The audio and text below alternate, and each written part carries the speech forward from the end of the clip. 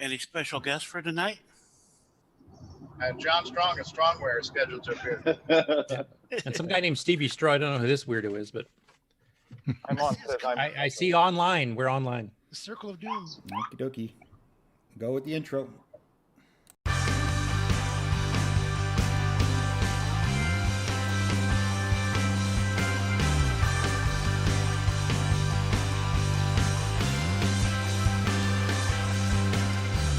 This is CoCoTALK, the world's leading live talk show featuring the Tandy Color computer. Streaming live on YouTube and Roku, available as a podcast and enjoyed the world over. And now, here's your host.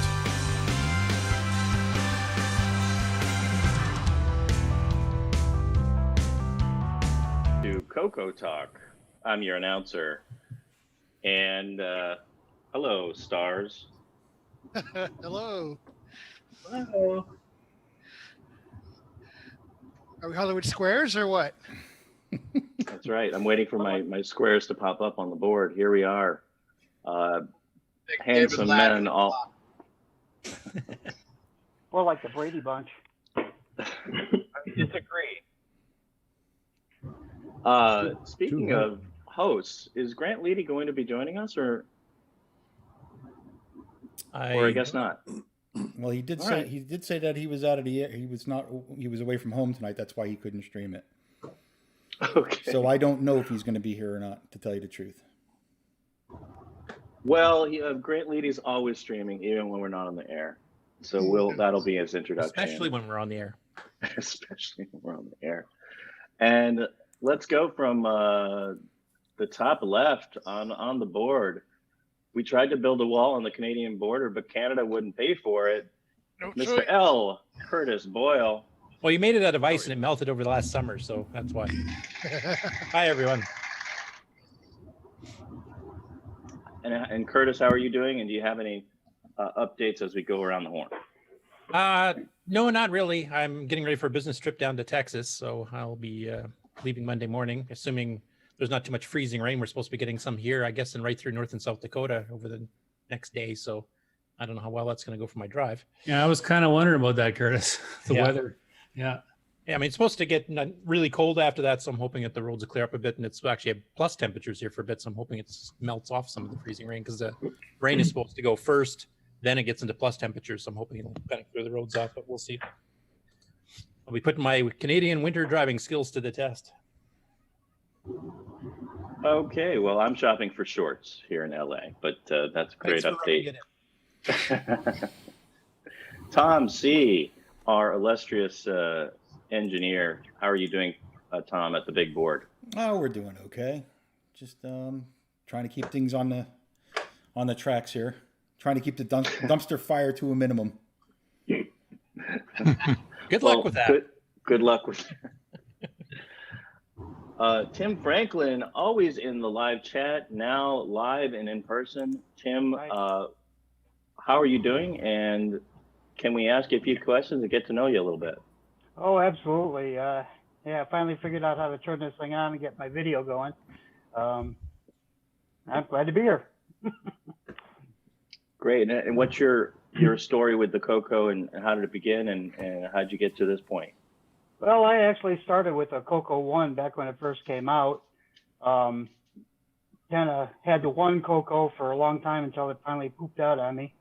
Went and updated to a Coco 3. Then kind of got bored with it and got married and then divorced, and everything went into the closet. And just, I'd say probably about 3 years ago, I finally decided to dig it out. Actually, what happened was I saw Roger Taylor do that Coco Pack project. I thought it was cool, so I dug up my Coco, and I had done some software for my company that it was basically a SD card imaging software, and I kind of hacked it together for Roger, and he kind of used it for that. But it was kind of a hack, and it didn't quite work too well. Then from that point on, I got involved in Gary Becker's FPGAs, and that kind of started a whole issue with me, because now I got like FPGAs all over the place. it's kind of become a hobby. And then other than that, I'm an electrical engineer for a company on the south side of Chicago. We make the machines that make McDonald's hamburgers. Yay. Oh, cool. Yeah, that and all your chicken McNuggets, all made on our machines, Oscar Mayer bacon, that kind of stuff. And let's see, what else? That's about it. I got a lot of keyboard. Yeah, I'm a keyboards back musician. there. I'm a musician also. I play in a band. That's why I'm on. Usually I'm playing. So you'll be at Coco Fest then, huh? Oh, absolutely. I play guitar. Guitar is my main instrument, and that's why I mentioned to Curtis the other day that I'm going to bring my guitar and we're going to have a jam session. That's why he's got that sounds good. keyboards behind him. I'm hoping Paul Thayer can make it out, and we'll get. If Alan Huffman can make it, he plays guitar too. Well, there you go. Got Stevie on drums. Yeah, and singing. I don't sing. Yeah. Curtis And will Rick Adams dust might off. play some guitar too. So very good. Curtis, you'll dust off your old mullet wigs and throw that on. Oh no, that was natural. That wasn't a wig back then. It was vicious rumors. Nick Marotta, the man so nice, they named him twice. How are you, Nick? Great. I'm great. How are you? Doing well. You mentioned actually before we got on the call that your original interview, there were some things that you forgot to say. Is anything? Well, it was more I kind of went off the rails. I was talking about MAME arcade and stuff. I was so nervous. I don't know why. But because we were talking about emulation and Steve Stroh brought up MAME for emulation, I started talking about how I use MAME for arcade stuff. But yeah, I had a Coco back in the day, a Coco 2, a Coco 1, a Coco 2, and a Coco 3. And I did a lot of programming and a lot of gaming. And it inspired my love of computers. I became a software developer, and I love tech to this day. So probably a pretty familiar story. Great. Well, you talked a little bit too much about the MAME, but other than that, really like that update. Thanks. Just teasing. And I play ukulele too. Since we're talking about musical abilities. Another person for the jam session. There you go. Next up on the panel, unless his wife calls him to dinner, he'll be here for a while. The master of the 3D printer, John Strong. How are you from Strongware? Oh, not doing too bad. Still a little bit under the weather down here yet, but getting better. And still playing around with joysticks and working on developing those. Remodified it so it actually is got the right and lefty switch on it. And so that's feeling pretty nice. Was hoping to have those wired up the demo and didn't quite make it that far. The analog version again, first pass, and needs another pass of the printing, but coming along pretty good. So hope to have some of this stuff available at Coco Fest for people. Cool. And great. I've been around Coco for a long time and been trekking to the Coco Fest since the first one. Didn't make them all, but hey. Great. Well, we're looking forward to that joystick, especially if it has that switch between right and left. And Stevie especially, because maybe he'll actually get past level 2 now. That's right.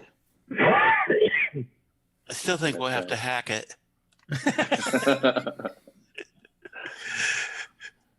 Well, great to have you here, John. And along the squares, our next square, if you ask him nicely, he'll show you his Python. The writer of Pi Drivewire, Mikey Furman. How are you doing?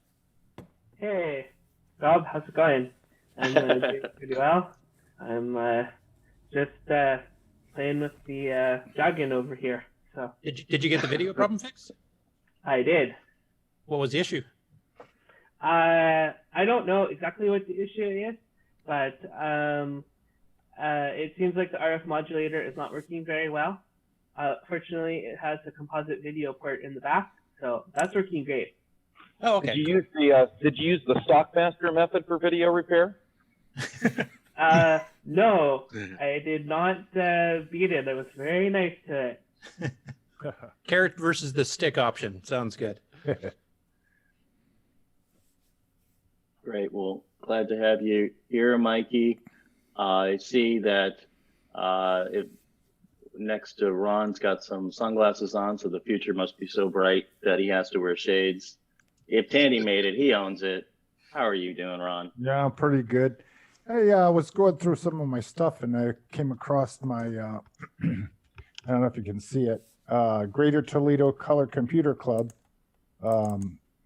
These are things we used to mail out, our newsletter. Found a whole bunch of them, and they're awesome. They have all kinds of tips, tricks, and things in there, pictures, and we'll be sharing some of that stuff on my Ron's Garage. If you get a chance to stop by, I'll be taking some pictures and putting it up of that old stuff from the 80s when all we had was the Coco to do our, what do you call it, presentation work on.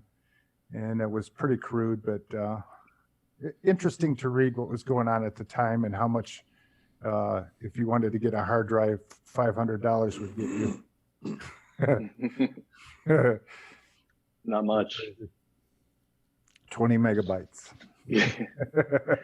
I remember when it was 5 meg, it was $1,000. Yeah, it's crazy. Well, some people just dreamed about it. It was probably something I was dreaming about. Basically was happy with the 128K when it came out, and then 512K was like, wow. And now we got 2 meg now, and in some cases 8 meg on our motherboards. That's pretty cool. Great. So we'll look for that being posted on Ron's Garage, the Toledo Color Computer Club. Mm-hmm. And I see also to the right, the man with the apple in the background, Mr. Mark D. Overholzer. How are you doing, Mark? Hello. Is this thing on? That was my applause. It was way too much applause for Mark Overholzer. Okay. Sorry about that. Thank you. Yeah, long-time Apple guy, short-term Coco guy. Glad to be here. Hey, y'all, all you going to volunteer for contributing to the new rainbow, please get your entries in. We have a couple and we're expecting a few more. There went one of my news items. Was it? Good. Excellent. Okay. The deadline's January 31st still? Yes, it is. It is. That was and 6 how do weeks. people contact you to get Facebook, Discord. You can email me. I'm on the Coco mailing list. They can send it to me that way. Smoke signals. Oh yeah, smoke signals. Yeah, especially in the South. Mm-hmm. As long as it's not gimme chip smoke, that's bad. Blue smoke. Anyway, so yeah, so let's see. Other than that, I own a bunch of Cocos now, almost as many as I do apples. Strangely enough. Hey, now that I'm live, I have to say hi to Mark. He always says hi to me on YouTube. Hi, Tim. Hi, Mark. And I see a man that I might need some introduction to, but others don't. Tony Capolini is live on the panel. Tony, I don't know you personally, but how are you doing? How you doing, I'm Tony? doing fine. How you doing? I'm okay. It's only the second time I've been on CoCoTALK, so I'm kind of a, what's the word? Lurker? Newbie. Rookie, something like that? Rookie, yeah. All of that stuff. I'm in California, same time zone as Mark. Hey, Mark. Mark and I were at VCF West last year at the same time, but didn't know it.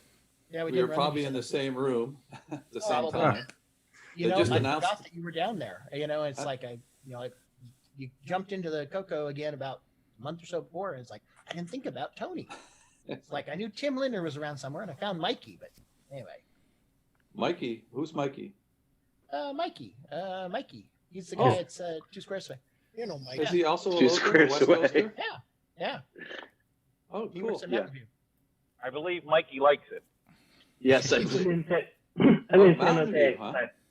No, I'm actually in San Jose, but Oh, so am I. Silicon Valley area. Yeah, I'm in San Jose too. Homie. Huh?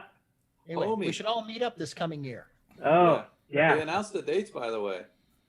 Yeah. They announced the dates for this year. For VCF West, yeah. Yeah. I think it's the first weekend of August again. Mm-hmm. So anyway, Rob, I haven't seen your name before either. Are you any relation to the Inman brothers who wrote the book on Coco graphics in assembly language? No, I think you're referring to Don Inman. Yes. Yeah. Yeah, and I don't maybe know a Kurt. relation. I will say no, because that would be the truth. But if I come up with a better story someday, maybe I'll change that. But no, there's no relation to the Inman brothers. Okay. And if you want to win our game, Tony, Mikey is diagonally to your left. As you know, you can win the Hollywood Squares from the top, from the side, or diagonally. John Laurie, who works at Apple, howdy, but loves the Coco. John, how are you doing? Pretty good. Got into the Coco when I was about 18. I had a couple of friends who were into the Coco. I was actually into the Model 1 at the time, but they kind of introduced me to the Coco, and I also worked for Radio Shack back in those days, so I had a lot of access to them, and eventually bought a Coco, and after I got the PC came along and time went by, and I kind of bumped into emulation and kind of got back into the Coco through emulation, and snooping around on the internet, finding groups and things like this here. And do you have one now? Right now, no, I don't. I actually had given away a full Coco 3 multi-pack interface, RS-232 interface. I had pretty much all kinds of stuff. Never had the X-Pad, but as far as I had a 2-disc system, disc controller, RS-232 pack, multi-pack, Coco 3, which was 128, I think. I'm not sure if I had upgraded to 512. I don't think I had a 512 unit. And after many years had gone by, it was just sitting in the corner collecting dust. I had never had it set up or used it, so I wound up giving it to a friend of mine who had young children, and I thought it would be good for them to to get some use out of it and learn about computers a little bit. So I gave it away many years ago, which I regret now. Yep. You're telling my story, man. Those kids are grown up now. They are. Yes, Yeah. they are. Mm-hmm. Who knew that we'd be talking about this thing in 30 years? It's like Right. we have no idea. I still have my Model 1. I didn't give that away yet. Are you planning on getting a real Coco 3 in the future again, or? Yeah, I'm actually saving up to buy a house, but once that's done, I can start buying toys and I Coco can't 3. believe you're prioritizing a house over a Coco. A Coco is just a little bit cheaper. That's true. House will be the place to store his Cocos. And if you get a Dista 1 meg upgrade, you can actually use it as a heater for your house too. So That sounds good. But yeah, actually, Nick's right there about the house too, because I do want to have like an entire room, because I have a PC, I have a Mac, and then I have 2 other Macs that I use for work that don't belong to me, but I have possession of. And I have, I want to have a color computer. I have the Model 1, and I bought one of those little Maximite, which I believe Nick has written some software for. Yeah. And Vegemite? What? Vegemite. Yeah, that was a Vegemite. Yeah, that's the Australian version. that's a vegetarian version of that. Yeah. So when you added up all these computers that I have, I definitely want to have a computer room where I can not only work, but then have all my computers set up. So I'm envisioning just building a desk around the whole room and having everything set up. It's a good thing.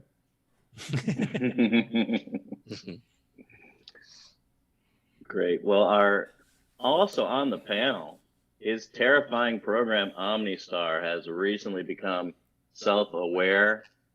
You can pick up his book, My Adventures with Marty Goodman, a memoir, now in paperback. Mr. Rick Adams. Lies, all lies. How are you, much Rick? going on here. I thought you I'm would just say fine. thank you. How about OmniStar? If OmniStar isn't self-aware, what is the latest status? Nothing much is happening with any of my projects right now because I've just been getting over some health problems. So, minor things, but I'm hoping to get back into it soon. So, get well soon. Okay. That's right. Updates later. Yep. That's right. So you caught an OmniStar virus, did you?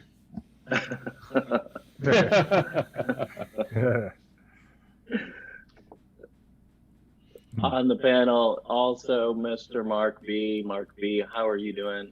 Oh, just fine. I had to go pick up the wife from the airport, so a little late today. And is the wife leaving or coming back? Coming back. You sound disappointed. You get him in trouble. Don't say it. Yeah, I wouldn't answer that live on the air. Yeah, I'm patching it too. Hey, I got anything else? New acquisitions this week. What shirts came in. Nice. And the mini mug. Oh, cool.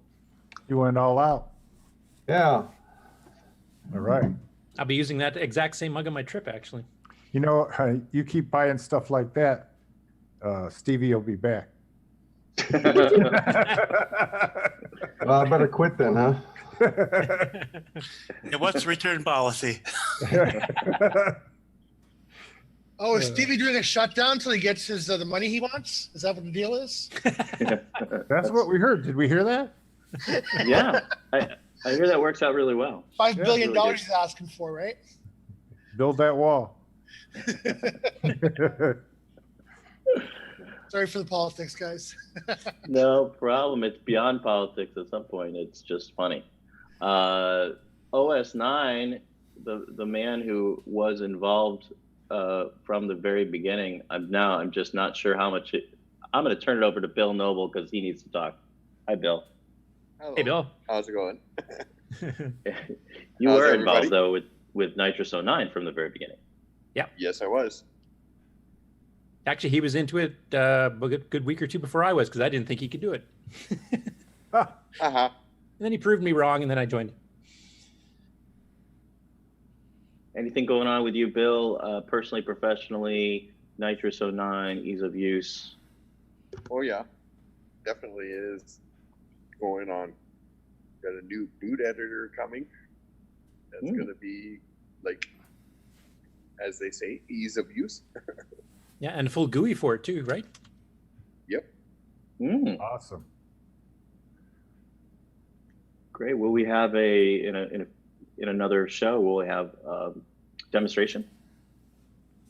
It's going to be a little bit for demonstration wise, but Curtis got to see a screenshot. Yep. The preliminary. Early prototype, I guess you'd call it, or Yeah, very early prototype. yeah, it's a pretty big project. I mean, it's the reason that nobody's ever made a fully ease of use GUI to make a boot file editor is because it gets a bit complicated. And with stuff like DriveWire, which kind of mixes and matches stuff across file managers and things, it's actually more complicated than it was back in the day. So Bill's got to make sure that everything works nice and cleanly and easily, and it makes sure that it links everything properly so you're not accidentally matching a wrong driver with the wrong descriptor and stuff. So he's going to make it ease of use and idiot proof. Well, that's a toughie. Yes. Tell me about Iran. I'm one of the idiots that'll test it for you. Okay. Monkey on the keyboard. Yeah. Well, my biggest problem right now is classifying DriveWire because it's so broad. It's not even really one particular thing in hardware or software. No, I mean, it's like literally, it's like a virtual window file manager. It's a MIDI driver. It's a serial port driver. It's a drive, hard drive and floppy drive both.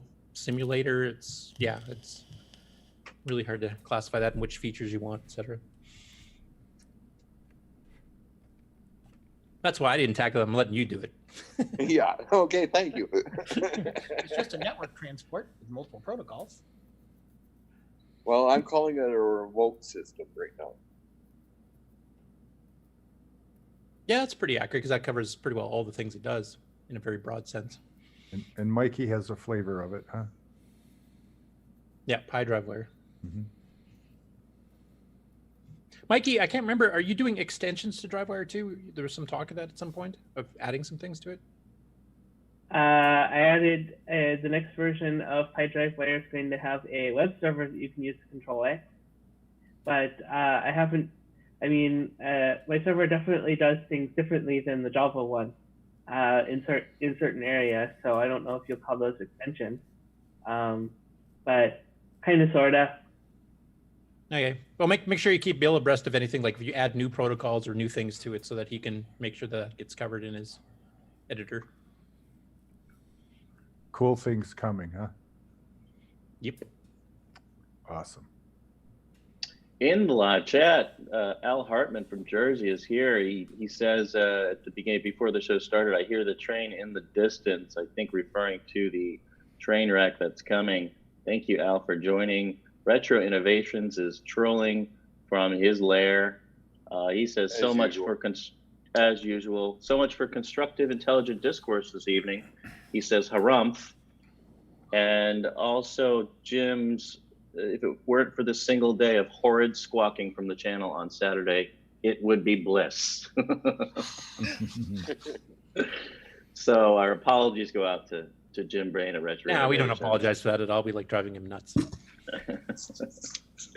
As well as Chad Cunnington from Down Under, Nick Marotta, Chris Cromwell, Al Hartman, Retro Innovations, James Jones, and Adam Coolidge. So welcome everybody in the live chat.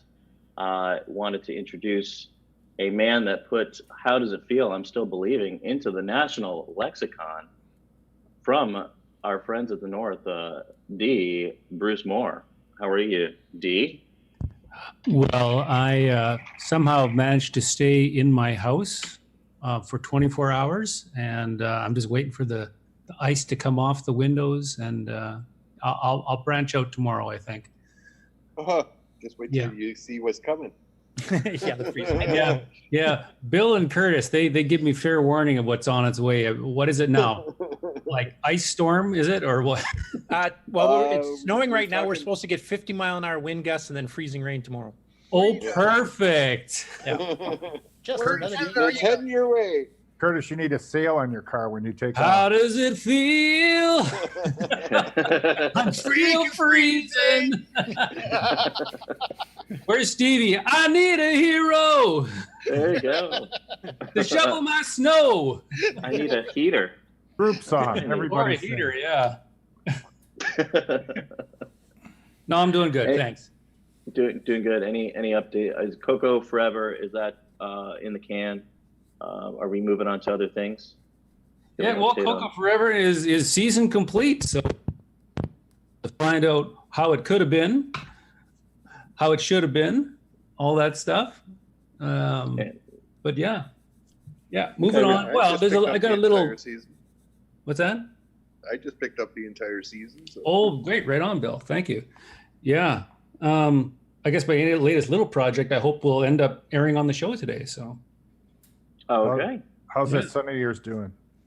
Oh, Jacob's good. Yeah. He was working on Rampage the other day. Popstar Pilot's too easy for him now. So. How's he doing on Contras? Contras, you know what? I don't know. I think maybe the bugs of it were giving him trouble or something. Yeah, it does have a few places where it can crash. Yeah, he kind of moved on from that one, but right, yeah, Rampage. The thing is, for him to get a high score on Rampage, well, no, I don't know what it takes to get a high score, but he can literally play it for 6 hours straight if he doesn't run out of steam. So. Wow. Yeah. Awesome. Yeah. Talent. Yeah. Well, he also got some inside tips from the developer at last Coco Fest, so that was pretty handy. Yeah. I don't know. That kind of stuff never seems to help Steve, so that still gives. Well, hey, Steve has to listen though. Oh, right. Silly me. Well, hey, that's Grant Leedy down at the bottom there. Look. Oh, the internet's own. Wow. Grant Leedy.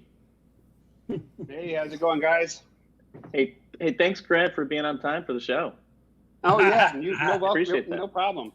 This is Yeah. why we had you You had to guys. take a potty break or something first? Is that what happened? Or Are you the holder of that dinosaur spread there? Dino Wars? Yeah, is that yours? No, that is not mine. I don't know whose that was. Jason, CoCoMan might know, Oh, but it was definitely not mine. It was donated to Dino Wars the musical, I believe, touring now off Broadway. Down So Under. I will try my hardest not to pee live on the show today. Okay.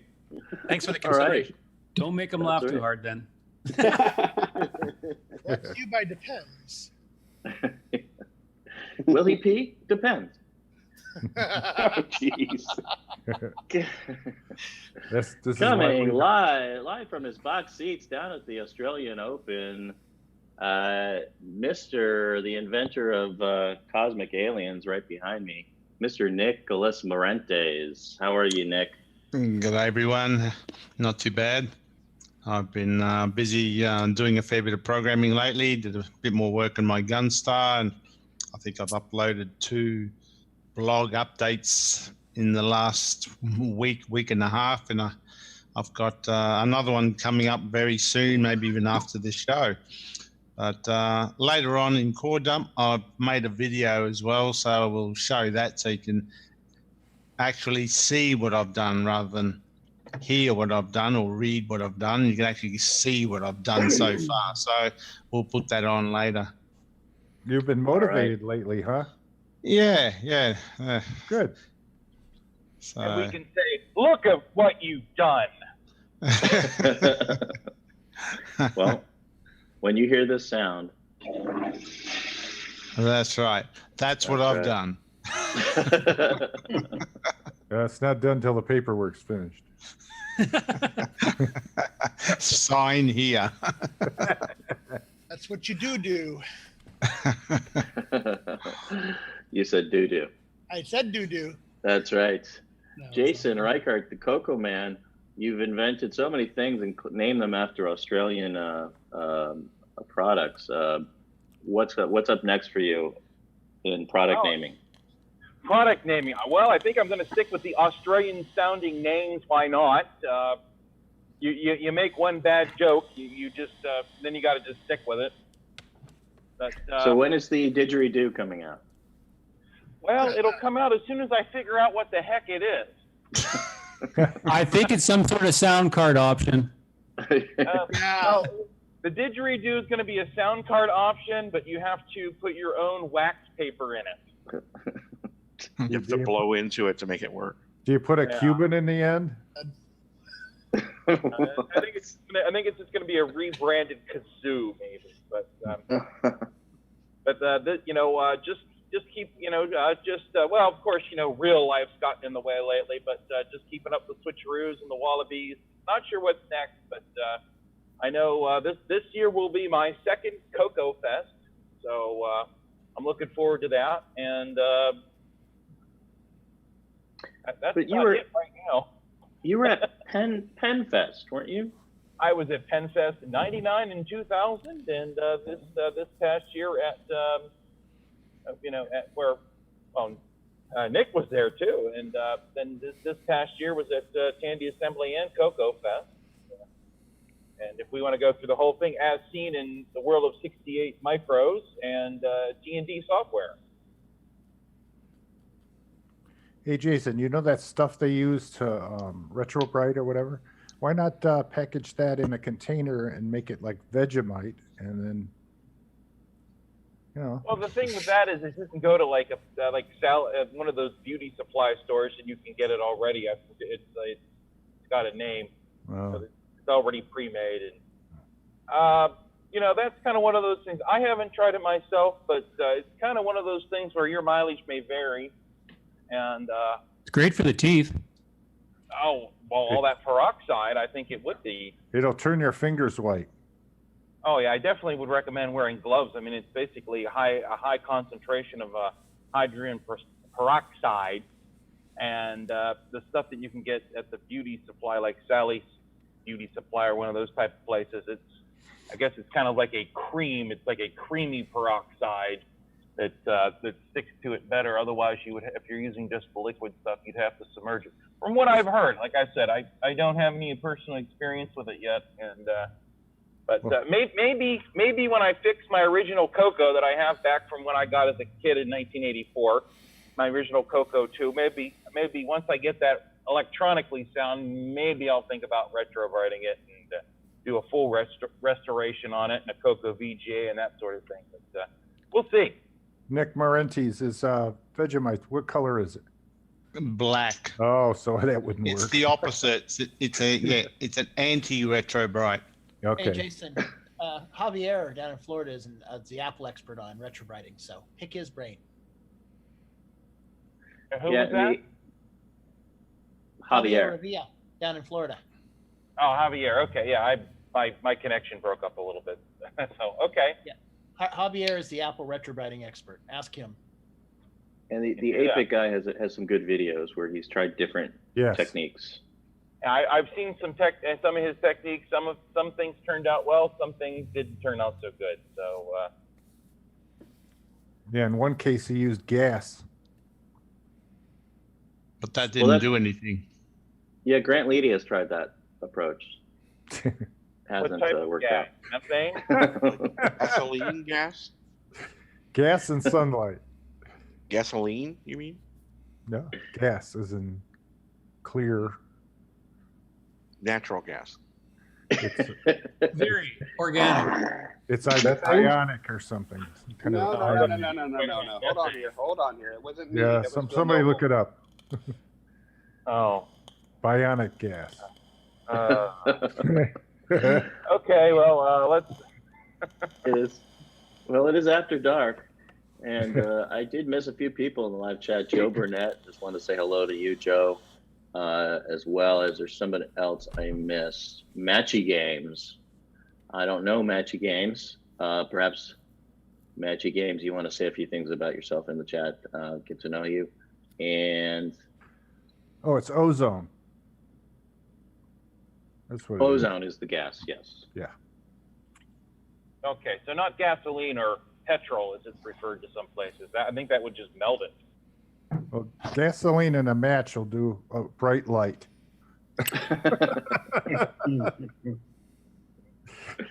And a tan, you'll get a tan. Tested on a Commodore 64 first. There you go. Yes. Well, I don't have too much news for myself. I'm very interested to hear Nick's Marentes updates later on Gunstar. I know part of Gunstar was a kind of a cosmic ambush part 2, or redoing kind of that type of scrolling. I've also watched the 8-bit guy did a Timex Sinclair part 1. I think that just premiered last night, and I watched that, so that'd be pretty interesting if anyone wants to take a look at that.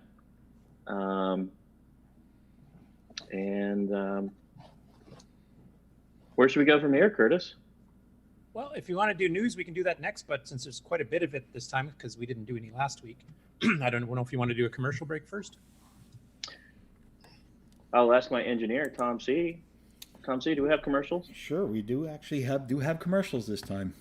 Tommy, baby, help us out. All right. The professional show.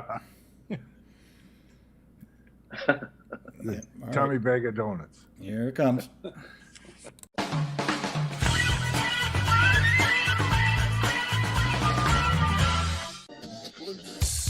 Hey, have you got your Coco 3 yet? Hi, this is Rick Adams, author of Temple of Ram and Shanghai, and you've tuned into CoCoTALK, the nation's leading live talk show featuring the Tandy color computer. Get ready. What's going on, everybody? Original Gamer Stevie Stroh here, and if you're a fan of vintage computing and retro gaming, then you're going to love our retro swag shop at 8bit256.com. There you will find custom designs by Instagram artist Joel M. Adams. You can get I'm a Coconut, CoCoTALK, and other cool video game images on a t-shirt, coffee mug, or mouse pad. So if you love retro, then head on over to the retro swag shop at 8bit256.com today. Tell them the Original Gamer Stevie Stroh sent you. Let the Radio Shack TRS-80 put the world of color computing into your home. Instant loading program packs turn any color TV into an exciting game arcade. And there's more. The color computer is an educational aid, a home management tool, and up-to-the-minute electronic information service. The programmable, expandable TRS-80 color computer from $399 only at Radio Shack, the biggest name in little computers. We now return you to CoCoTALK. And we're back. I don't know what happened to Rob, but there he is. I'm here. Hey, so do you want to cover some news? Let's do it. Okay, I probably missed some. I'll just put a disclaimer up front here. I probably missed some of the news stories from the last 2 weeks here because I had some other stuff to do today. But and I've got some here that don't really have links per se that I'll probably just run through those first, and then I'll start going through the ones where I share the screen. So the first one without a link.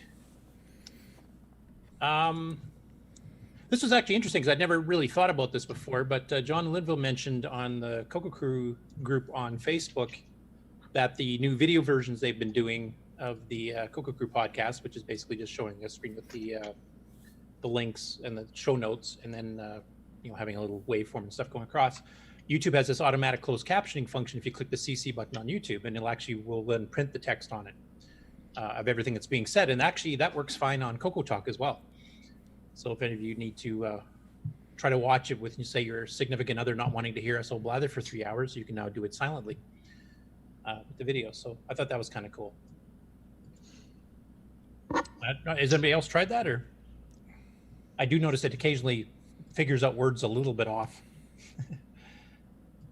Curtis, are you sharing your screen, or are we? No, I'm going to go through the stories that don't have any screenshots. Oh, I gotcha. At this point. So sorry.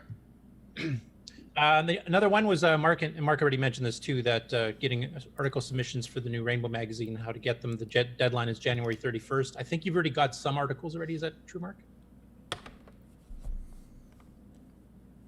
Is Mark still there? Sorry, I stepped away for a moment. Yeah. Yeah, I do have a couple of them already, but I'm waiting for more. Also, I got a late entry from Paul Thayer.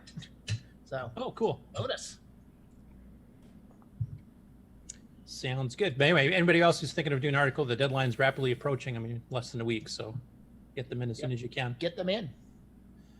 And speaking of articles, Chet Simpson uploaded to the Coco archive. He uploaded a bunch of the Princeton Coco listserv, which is the original Coco list shared group from Princeton University, but I used to read quite a bit when I was younger too. He uploaded a bunch from 93 to 96, and then Guillaume Major, who actually hosts the Coco archive, uploaded some for the other years from the Princeton Coco listserv, and he also did some for the old Delphi and CompuServe stuff. So there's a whole bunch of text messages from a whole bunch of us that were involved in the community back in the 90s. If you want to see some history of stuff that went on in general chat and stuff too. So that's pretty cool. I went and did a kind of a vanity search there and found a few blatherings of my own kind in there too. So that was kind of cool. But definitely go check out. There's a lot of history in there.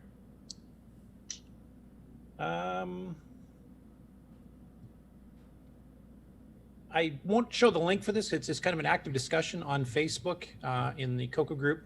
Tim Locke, who's in Europe, I believe, was asking which countries the Coco was sold into. And I know that Coco 1 and 2 was in more countries than the Coco 3. Intertan, for some reason, didn't sell the Coco 3 in as many countries. I'm not sure what the reasoning behind that was. But so far as for the Coco 1 and 2, the ones that have been confirmed by people that have actually lived or bought them in these countries has been Canada, the United States, the UK, England, etc., Australia, France, Argentina, Netherlands, Germany, and Peru. Does anybody else in the panel know any other countries that have officially sold a color computer 1, 2, or 3?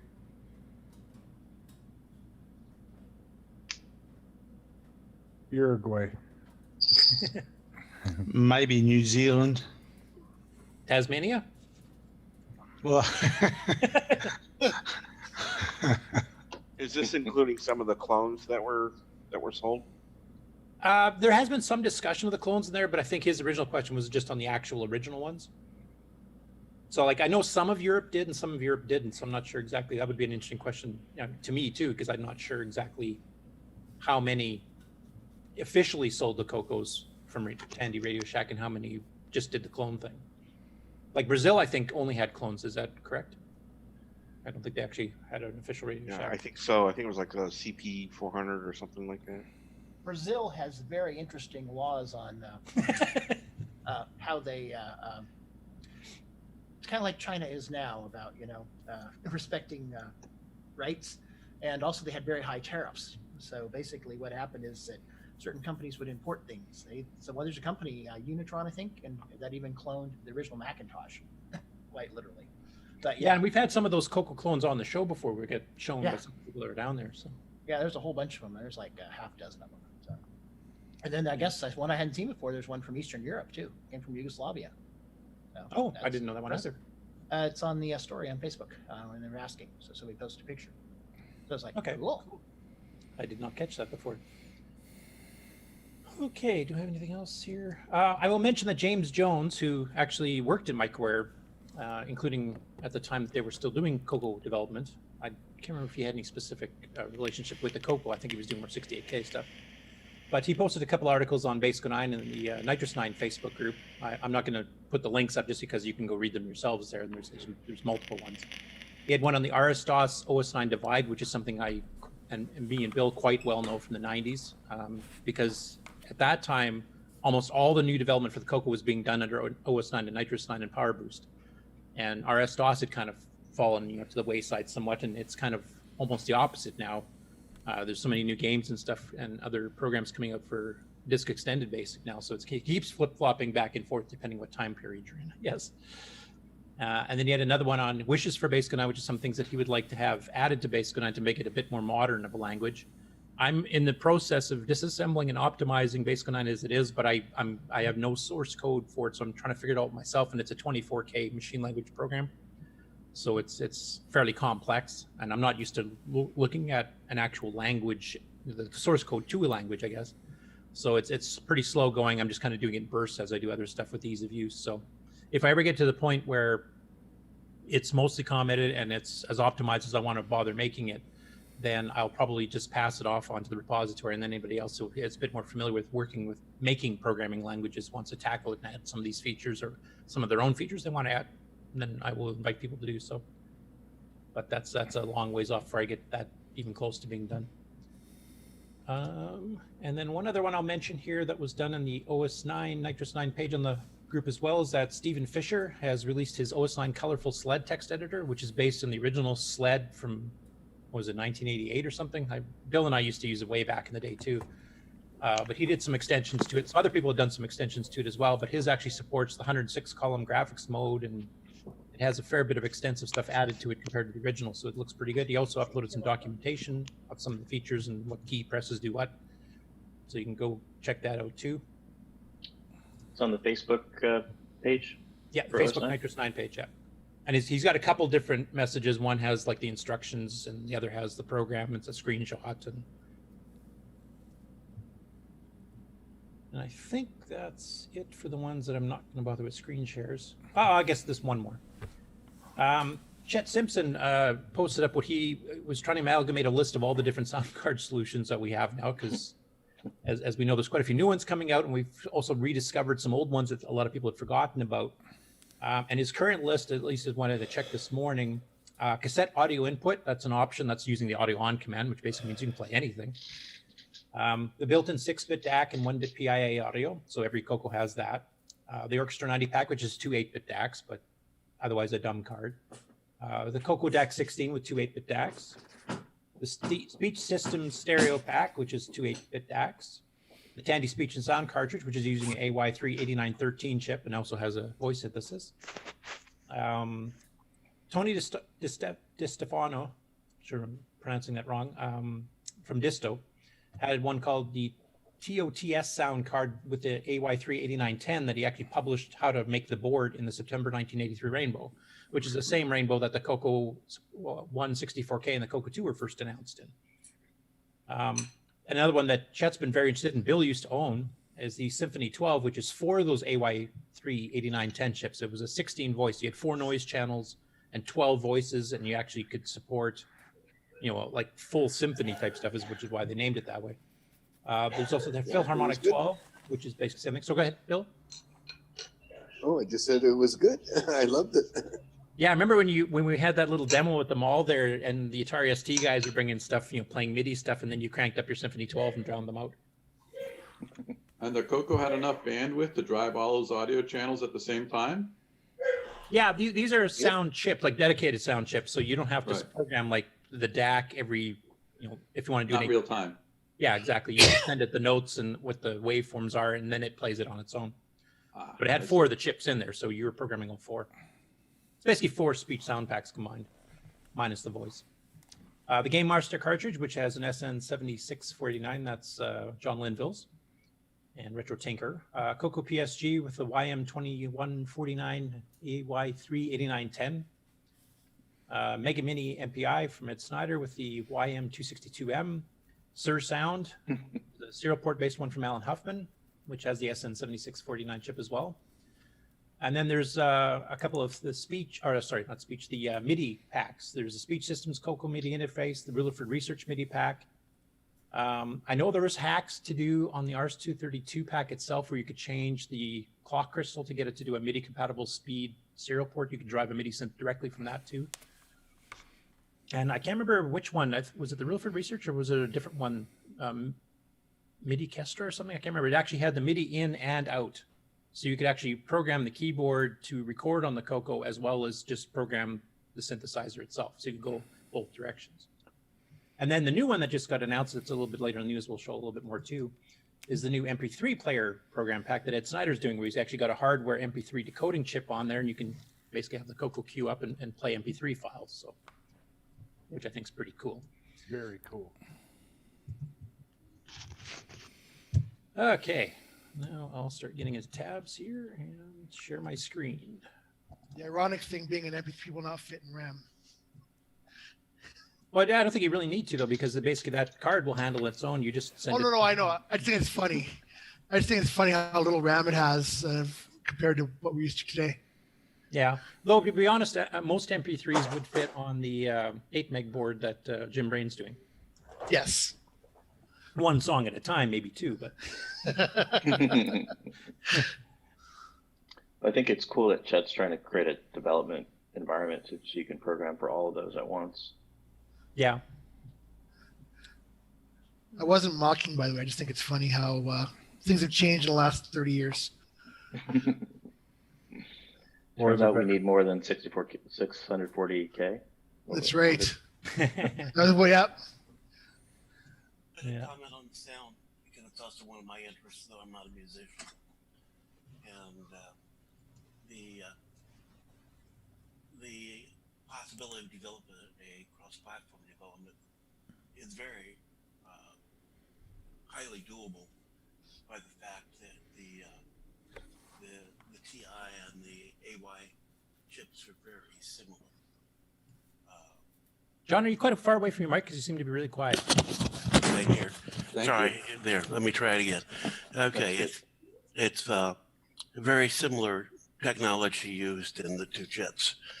And then if you want to abstract, items for music, then you can abstract it to notes and just do, play from there.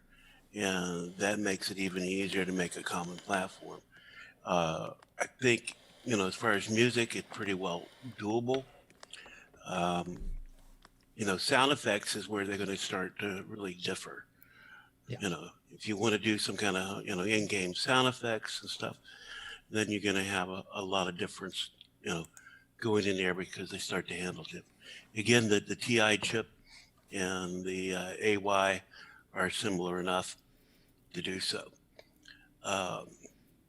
A a side comment, the Sur Sound is actually a spin-off idea of a development system that Alan and I was playing with to develop things, and said, well, hey, let's just add a serial port to this for the sound. So, yeah, that way it doesn't take up a cartridge slot. You don't have to do modifications to the CoCo. It's just plug and play, basically. Yeah, it was the idea to do that, so basically I'd hack together something from the web that drove the chip so we could hear the sound. He had, the Arduino system. And so he could play it back. So, hey, I want to hook the serial port to it. Let's go for it. And so, yeah, he's doing software for that, adding some extra features to that as, tack, decay, sustain, and release can be done in the software with it. And that's one reason it helps sound better. And they can also be done with the AY chips. Okay. And so there's a great possibility of doing this stuff, to make things as a common. The only thing I want to caution people, the more things you do, you've got to focus on the common areas. So you're going to miss some of the spatial features, most likely. Okay. And that's not saying anything against Chet. He may figure a way out to include all those spatial features, but it's just not going to be common. So just because you can make one kind of sound effect in one chip doesn't mean you can create the same on another. Yeah, or you might have to have alternate sounds for different outputs and stuff like that too. Exactly. Yeah. And speaking of music, since we're kind of on the subject too, I just noticed Brian Schubring's online, and he's kind of the MIDI man. So Brian, do you remember which one of the MIDI packs did the MIDI pass through and the MIDI in and MIDI out so that you could actually record live playing on the keyboard and stuff? And you'll have to unmute.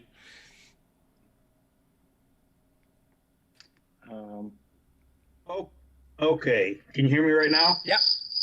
Gotcha. Good. Okay. Yeah. It's the Rutherford. That's the one that the Glenside redid. I did the board on that, and I added the in-out so that you can both bring it in and out. And it was CoCo MIDI Pro. I think it was an RSDOS based program that you could actually record MIDI on. Mike Carey from Prospect, Tennessee. I don't know if you remember back in the day at the Holiday Inn when we had that whole big setup and all that. Yep. He was just doing that. He did that, and he also built the MIDI pack into a CoCo because he converted regular pianos into MIDI player pianos, and he used the CoCo to actually test the installations. Oh, cool. I didn't know that part. Yeah. Now, is that board still being made by Glenside, or do you guys still have any in stock? No, those are gone. I still have all the artwork. Sorry, that was for James Capper. It's a train wreck. Yeah. And I still have the all the artwork and everything, so we could do it again. But with everything coming out, I don't know if that would really be necessary, especially if you go with some of the sound chips that could be used also with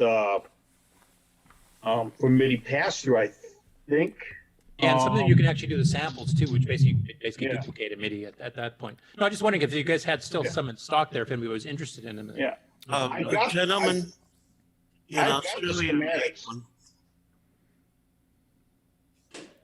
Go ahead, Brian. Okay, all right. No, I've got the schematics. They're actually out there in that, and it's really pretty simple to set up, and you can actually build it into the color computer and just attach right there to the bus. It takes the T3 spot in addressing, and then it's always there.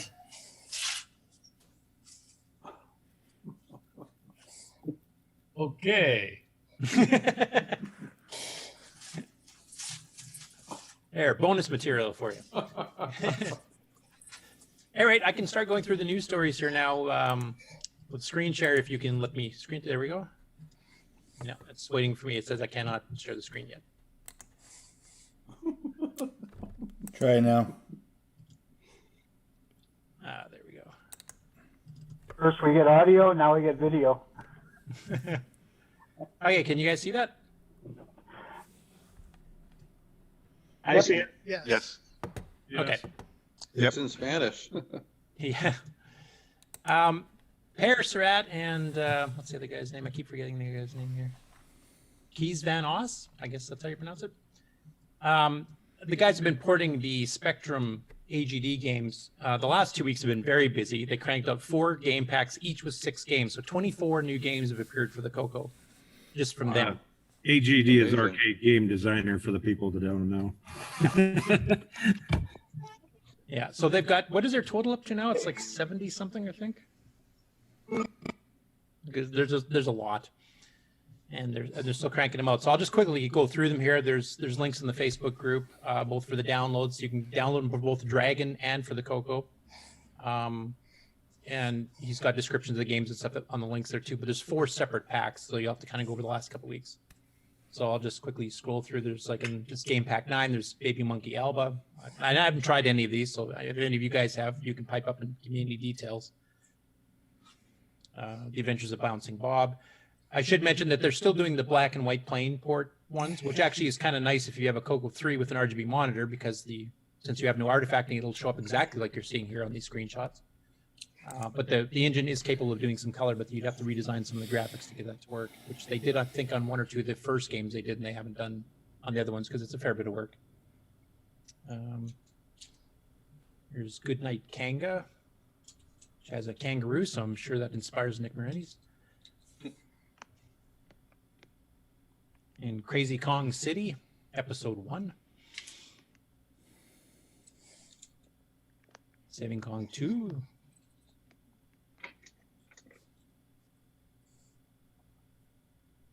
I don't know. Do you guys want me to scroll through every single one of the games for all 4 of the packs, or just Sure. mention that there are some here? Okay. And where were these ported from? The Spectrum. Oh, and how did they port them? Well, Para and them, like there's the AGD, as James had mentioned, the arcade game designer was a package that was written to create arcade games for the Spectrum. And I think it's a cross compiler, isn't it, James? It's actually done under Windows. It's a library of functions, and it lets you design the graphics and then use the built-in animation routines and stuff, and you can choose from a series of tools, to build a game, and it actually takes care of stuff like doing platformers and things like that, kind of a lot of the stuff for you. And so they ported the kind of the engine, that all the pieces that are needed to just build the game on a different machine.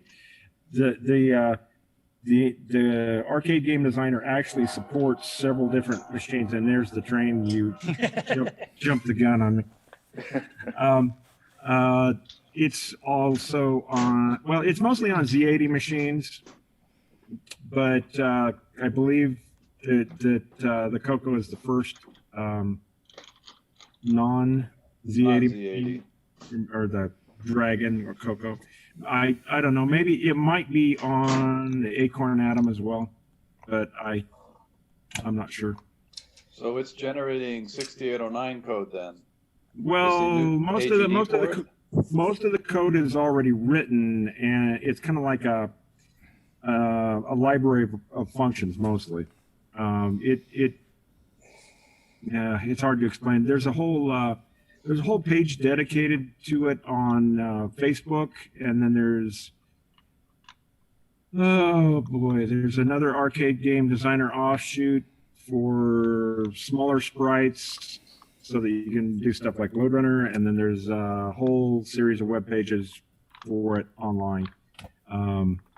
If you go to any of the pages that he's showing off here, I think somewhere in there they've got links to the actual arcade game designer stuff. But you can request to be a member of the group, and you can design your own games with it and make them build on for the CoCo or for the Spectrum or for what is it? Dragon. Amstrad and Wow. yeah, there's a bunch of different systems that they have it up and going on, but I think they have about I think the last status I saw was that they had about 90% of the tools available for it ported. So anything that didn't use the other 10%, they could, bring it up fairly quickly, because you're not really writing a lot of assembly language and stuff. You can throw in your own routines, but that's what makes porting these so fast. These didn't have any special code. They just used stuff that was built into the libraries for the arcade game designer. So if somebody tries to port a game that uses hardware sprites, like on the Commodore 64, would that game actually run on the CoCo or a machine that doesn't have hardware sprites?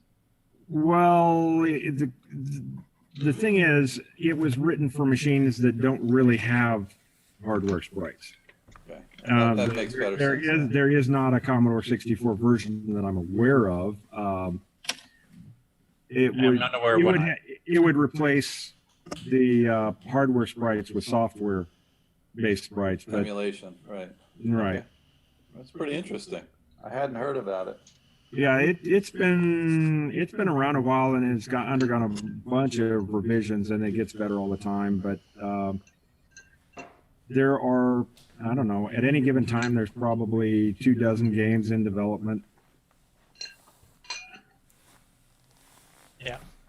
Right now, there's 170 games on the Spectrum, and I think like I said, we're up to about 70 on the CoCo, or 80 or something like that they've ported already in the span of about 5-6 weeks. Yeah, if you go out and look at the actual pages on Facebook for Arcade Game Designer, someone's working on a version of Sailor Man. What's it called? Popeye. Yeah, and he's been showing status and just little updates, and he's done. It's amazing how much can be done in such a short amount of time with it. I think Perry had mentioned that once they finish these ports, he actually wanted to get onto a different project, so he's not sure if he's going to finish every single, like the last 10% or whatever, to get everything to convert properly. And I can't remember if he said he was going to help try to port the tools over so you could actually create the programs, natively to the CoCo first, and then instead of porting a Spectrum one to the CoCo. Do you know, James, if they've? I haven't been following that. I've mostly been following the stuff that's going on over on the Spectrum, because that's where the new development's going on. I've been sharing these links over on Discord when they show up, but really I haven't been following what work he's been doing on the CoCo and Dragon stuff. Okay. Hey, Rob, is that an actual one of the games playing there on your screen? Yes. Here, let me stop my sharing, because actually I haven't seen these things running live either, so I'll let you show off the actual game you've been running to see. Yeah, I'm having a little bit of trouble just remembering how to get them started, because they do use the ZX Spectrum keyboard layout, I guess. But I do have the joystick hooked up into the right. I don't know if you can really see it. This one I haven't played before, called Doodlebug, so I can't make it run. But pick one that how to play them. Some of these games might come up and run, but they might have a few quirks to them yet. Yeah, Aeon is very good. That was one of the first ones, but it takes a while to load, and I was having a little bit of trouble there. Boggy was the one I was showing, because they did make it in, when you load it, it'll ask you if you want P mode 3 or P mode 4, which is a horrible choice to have to make. But it's like, would you like to die by guillotine or fire? But anyway, if you select 3, you will get the color, but it's half the resolution, right? Okay. Yeah, because I just want to demonstrate the game engine to see how fast does this library actually run. It runs. It runs really fast. All the things that are supposed to go bounce up and down, and I don't know why it's a little blurry on my. It's the focus. I think it's focusing on you rather than the screen. Yeah. I don't know why I'm moving out of the. But we can maybe for a future CoCoTALK kind of get this set up so it's actually, Well, I'd like to run through the actual games at some point. I mentioned that to Stevie last week that we should do maybe a pre-done video and just like have a 30-second gameplay of each. But I just want to show one just so people know what so they're capable of. Wait, 2 joysticks. So this one, you can see, and even on the PMO4 version, I mean, everything is very smooth. Even when they're moving faster in some levels, they bounce up and down. I mean, there's nothing that seems slow about it. And what's the sound like in the libraries? Is there much sound routines or? There are, I have the sound is all my sound. This does have a speaker, this monitor, but normally I run through the Bluetooth speaker, which I have unplugged for CoCoTALK. So, none of it will impress you like it's a sound chip or anything, but it does have the Spectrum is just a beeper for most of the sport they have. Even though the later machines have an AY sound chip. Yeah, I was just wondering, like, they're not using like the sound command or the play command from ROM or anything silly. Like, they actually got some decent sound effects, real ones. It's again, it's nothing that will impress you outside of what the Coco can do. There's sound. I don't know how else to really say it. There's sound. It's okay. It's the bleeps and bloops. It's the buzzes and clicks and that sort of thing. It does all those things. I wouldn't say it would be anything that would be particularly impressive outside of what you would expect from a normal look for Coco 2 game. No, but I mean, if it does more than just say the play and sound command, it'd be better than you could do in BASIC, right? I think. Does an explosion sound like an explosion, or is it like beep beep beep? I haven't got that far in a lot of the games. I mean, it's mostly bleeping and blooping. I wouldn't say there's any more sophisticated sounds that I've noticed. I would say it's more limited than what you're thinking, Curtis. More limited than BASIC, or about the same as BASIC then? Yeah, about BASIC level, maybe a little bit better. Okay. Yeah, not like a game by Spectral Associates or something, but yeah, maybe more along the lines of BASIC. Okay, because I can say the graphics here definitely look better than BASIC. Like, that's smoother than a get put would be. It's if you've ever listened to any of the machines like Apple II or whatever that use the click a speaker, basically, it's going to be more like that. Okay.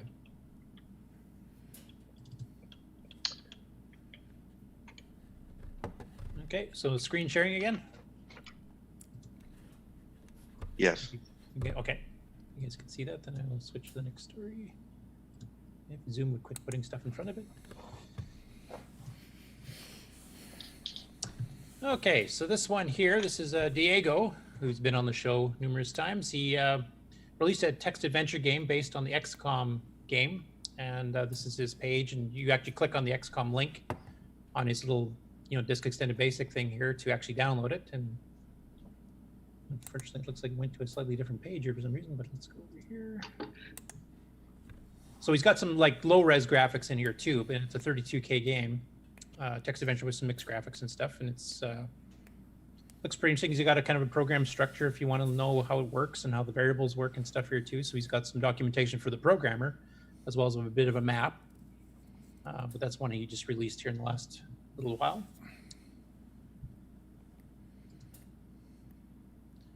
And Ken Reichert, famously known as the brother of Jason, released one that he'd originally programmed this, I guess, for the Rainbow, because Rainbow used to have a competition for both simulation games and for adventure games. They had a contest every year where you'd submit your program, your game of that type, and they would pick the top winners in different categories, and then they would publish them in a book, and then also release it on cassette and on disc. And he wrote this one apparently for the 5th adventure contest, or was it the 4th? I can't remember, but basically that contest never happened. Rainbow stopped doing it right at that time. So he had no chance to win whatsoever. but he's released the game here, so he's got the download there and then the screenshot. And I guess from looking in the comments here, it sounds like Jim Gary might try to port it to the MC10 because that's what he does.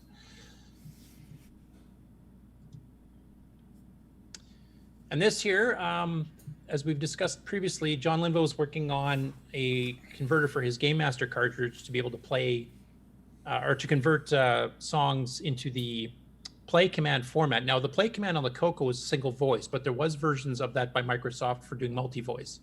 And that's what he is, this current demo here on YouTube, which he has links to. Basically, he's done, in this particular example, he did a 2-voice version of it, but it will handle up to the 3 voices that the chip supports. So you can actually write a play command basic and it'll convert it over to actually play it by note names, et cetera, instead of having to poke values under the card and stuff. So it'll make it much easier for somebody to transcribe music or to borrow music from any of the other systems that also use that extended multi-voice play command. So that's pretty cool. You can definitely check that out. This is still a work in progress too, so it's not released yet, but he's given us an updated demo.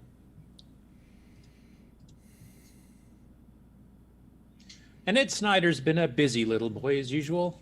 He actually did a couple of things the last couple of weeks. This one here is the Mega Mini MPI dual USB serial port adapter. I'll zoom up a little bit here. So basically that plugs into the Mini MPI where he's got his high-speed 16550 base serial ports, and this actually adapts it to USB, so you can actually take a USB serial port and plug it into there as well. And that connects it up to 921 kilobaud, so 921K. And he's on his early tests, he's had up to 52K per second sustained transfer rates running on a CoCo 1 and 2 at the old 1 megahertz speed, and he's had it up to 78K on the CoCo 3. I don't know if he spent a lot of time optimizing that or if it can be expanded a bit past that, but that's pretty decent speed, 78 kilobytes per second on a CoCo 3. So a lot of interesting we do that. What's that? It's getting as bad as we were. Well, actually, he's running faster than we were, but but yeah, I mean, there's been a lot of interest, and I know Ron Delvaux, you've done this quite a bit too, where you've actually are logging on to ANSI-based BBSs and stuff. Yes, sir. And this is one option to do that, where you can actually take a USB style modem to hook up that you can get off the shelf nowadays instead of trying to hunt down an old RS-232 pack and hunt down the various components. This will make it much easier. There's wireless options for it too that you can plug into as well. So, and there's several BBSs up on there. There's 2 different terminal programs now that support the full ANSI color stuff here. In fact, one of that will be an update to one of those is one of the later stories here. But there's a fair bit of stuff being able to go on. And I have one comment about this. Yeah, go ahead. I'm working on a version of DW term that works with this adapter. I have it kind of started working, but I'm still working out some bugs. I got to 115K on CoCo 2 and 460K on a CoCo 3. I don't have it working at the higher speeds yet. Well, what's your throughput like on the CoCo 3? What's that? What's your throughput like on the CoCo 3? I haven't tested file transfers, so. Oh, okay. I'm playing with DW. Wrote the driver for DW term to work with the UARTs in the Mega Mini MPI. Okay, so you're doing the drive-wire protocol, like getting files and that kind of thing? It's not. I haven't done drive-wire yet, but that's sort of my next step. Just okay. the terminal program so far. Guys sound like NASA with all those acronyms. We just make up stuff as we go along. Anyway, that's really interesting because that's actually like some hardware support already for the Mega MPI that he's barely had available, and every time he puts it up, it sells out within a day. So lots of nice hardware options. I can probably add Nitrous 9 support for it pretty easily. I just haven't gotten there yet. Yeah, and I know like Rick Euland had done one for when he was running Connect. He had his Connect 16550 base driver for Nitrous 9 written already back in the day, back in the 90s. I don't know how compatible that is, but it should be a nice base to get it working. The driver I saw, the one that compiles with Nitrous 9, has no comments. It's a state disassembly. Oh, so we'll have to see if we can get a hold of Rick and see if we can get his original code. Probably somebody just bought it and then eventually just disassembled themselves and then threw it in the repository. There's a lot of stuff in the repository like that. any rate, Ed yesterday kind of surprised all of us because none of us had a clue he was working on this, as far as I know. He's now got a hardware MP3 decoder, which also includes one of the USB to UART high-speed serial interfaces in it too. So this is just designed. He hasn't actually done anything on it, but he's actually planning on making an MP3 player for it. So this is kind of the rough schematic that he's hammered out for it. And that would be pretty cool because, I mean, the MP3 is a format that is very common. You can get a ton of stuff. You can even get legally free songs and stuff over the web if you wanted to incorporate them as background songs for your game or whatever you want to use it for. There's a ton of stuff already done. You don't even have to write your own music. So that'd be pretty interesting. And you can make a little jukebox program or something like that to tell the thing, go play something in the background. You can actually have like a full-blown music player on your CoCo running in the background. So that's kind of cool. Very cool. Yeah, definitely a work in progress. Like he mentioned, he doesn't have actual software done for it. We just kind of whipped out the design and posted up the schematic yesterday. So, but if anybody can do it, it's him. So are we going to have a CoCo pod in the future? We're going to be able to be at the dog park and download some stuff on my CoCo. Wouldn't that be something? I'm just waiting for us to get like a full-blown jukebox program that plays MP3s. That'd be kind of cool. That would be neat. This is one from on Facebook, Todd Wallace, who's Lord Dragon in Discord. He's been working on his new game. And he just ordered a 3.5-inch disk drive that he hooked up to his CoCo, and he's actually using it to transfer stuff from his PC, MS-DOS PC, to his CoCo. And I didn't know of any way to do that directly, but there is some stuff built into the EOU. There's some commands to read and write PC disks, like MS-DOS disks, and also to read and write RS-DOS disks. And his game that he's working on is an RS-DOS. So he actually did the 3-way transfer. He transferred the PC to a floppy, put the floppy in his CoCo, copied it into Nitrous 9 on his virtual hard drive on the SDC, and then copied it back onto an RS-DOS disk and actually ran the game. So he kind of went through and showed the different stages here. Like here he's doing a directory of the PC disk, and then copies it over into his Nitrous 9 side, and then he puts it back onto the RS-DOS disk here with the RS-DOS command, and he did it under RS-DOS, and there it is. And then he actually ran it, and it's actually running. So it's kind of it's probably not as clean and easy to do as say a Rick Adams thing where you're just blasting stuff across, but it works. And I don't know how many people, like I know Bill and I used to use these utilities constantly because we got a lot of files sent to us by disk and sometimes by modem for work on the CoCo. And there, of course, Word most of the time were MS-DOS format. So having that stuff built in, and we included that all with the EOU already all set up to go too. So if you have 360K double-sided 5.25-inch drives or 720K double-sided 3.5-inch drives on your CoCo, you can actually transfer stuff back to your PC if your PC also has a 3.5 or 5.25. Go ahead. M-Shell does some of that, right? I believe so, yes.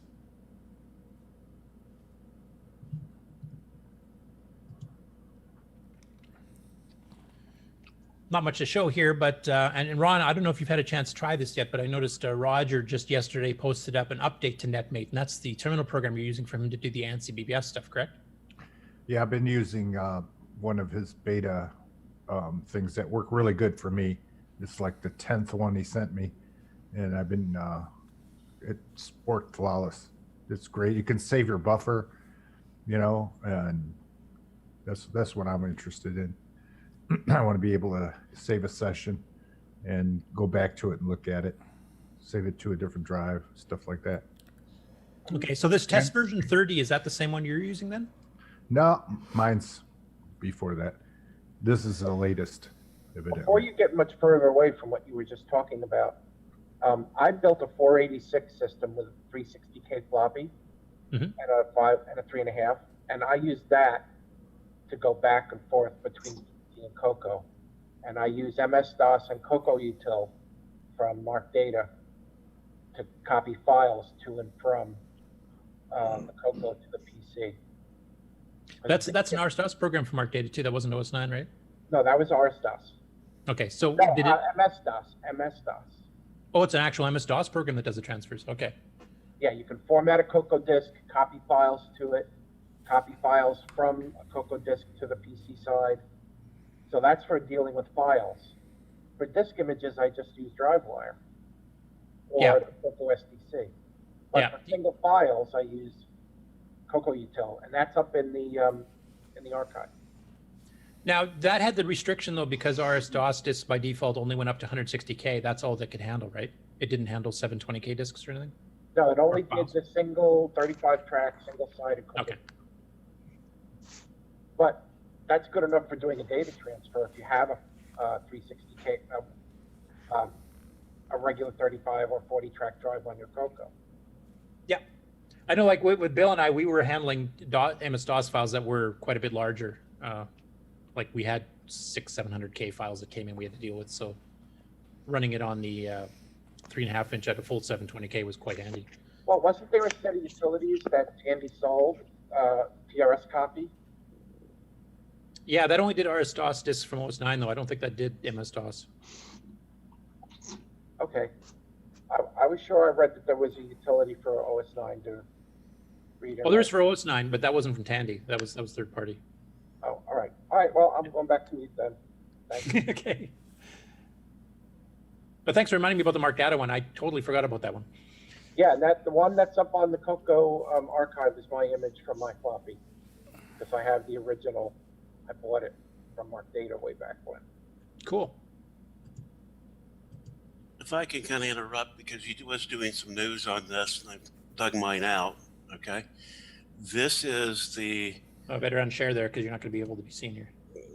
Okay. The Titanium Systems. Okay, a guy out of Australia, I'm trying to remember his name right now. Basically, did a new version of the CoCo MIDI, and so it has 3 ports and things are switchable and stuff. So there is a solution out there if somebody wants to do MIDI right now. That I think he still has those available. Okay, and you made the cases for him? Yeah, I made some cases. Yeah. You remember what the cost was, just in case anybody is interested? That I don't remember. This is dated a couple years ago, so I'd have to look things up and so on. Okay, even guys. I don't even remember the guy's name right now. They used Titanium Studios as the studio name, and they called it CoCo Media. But he was talked about it on Facebook and stuff. I'll have to go back through emails to find it. I'm trying to remember. Was that the guy in Australia that did that? Yes. Okay.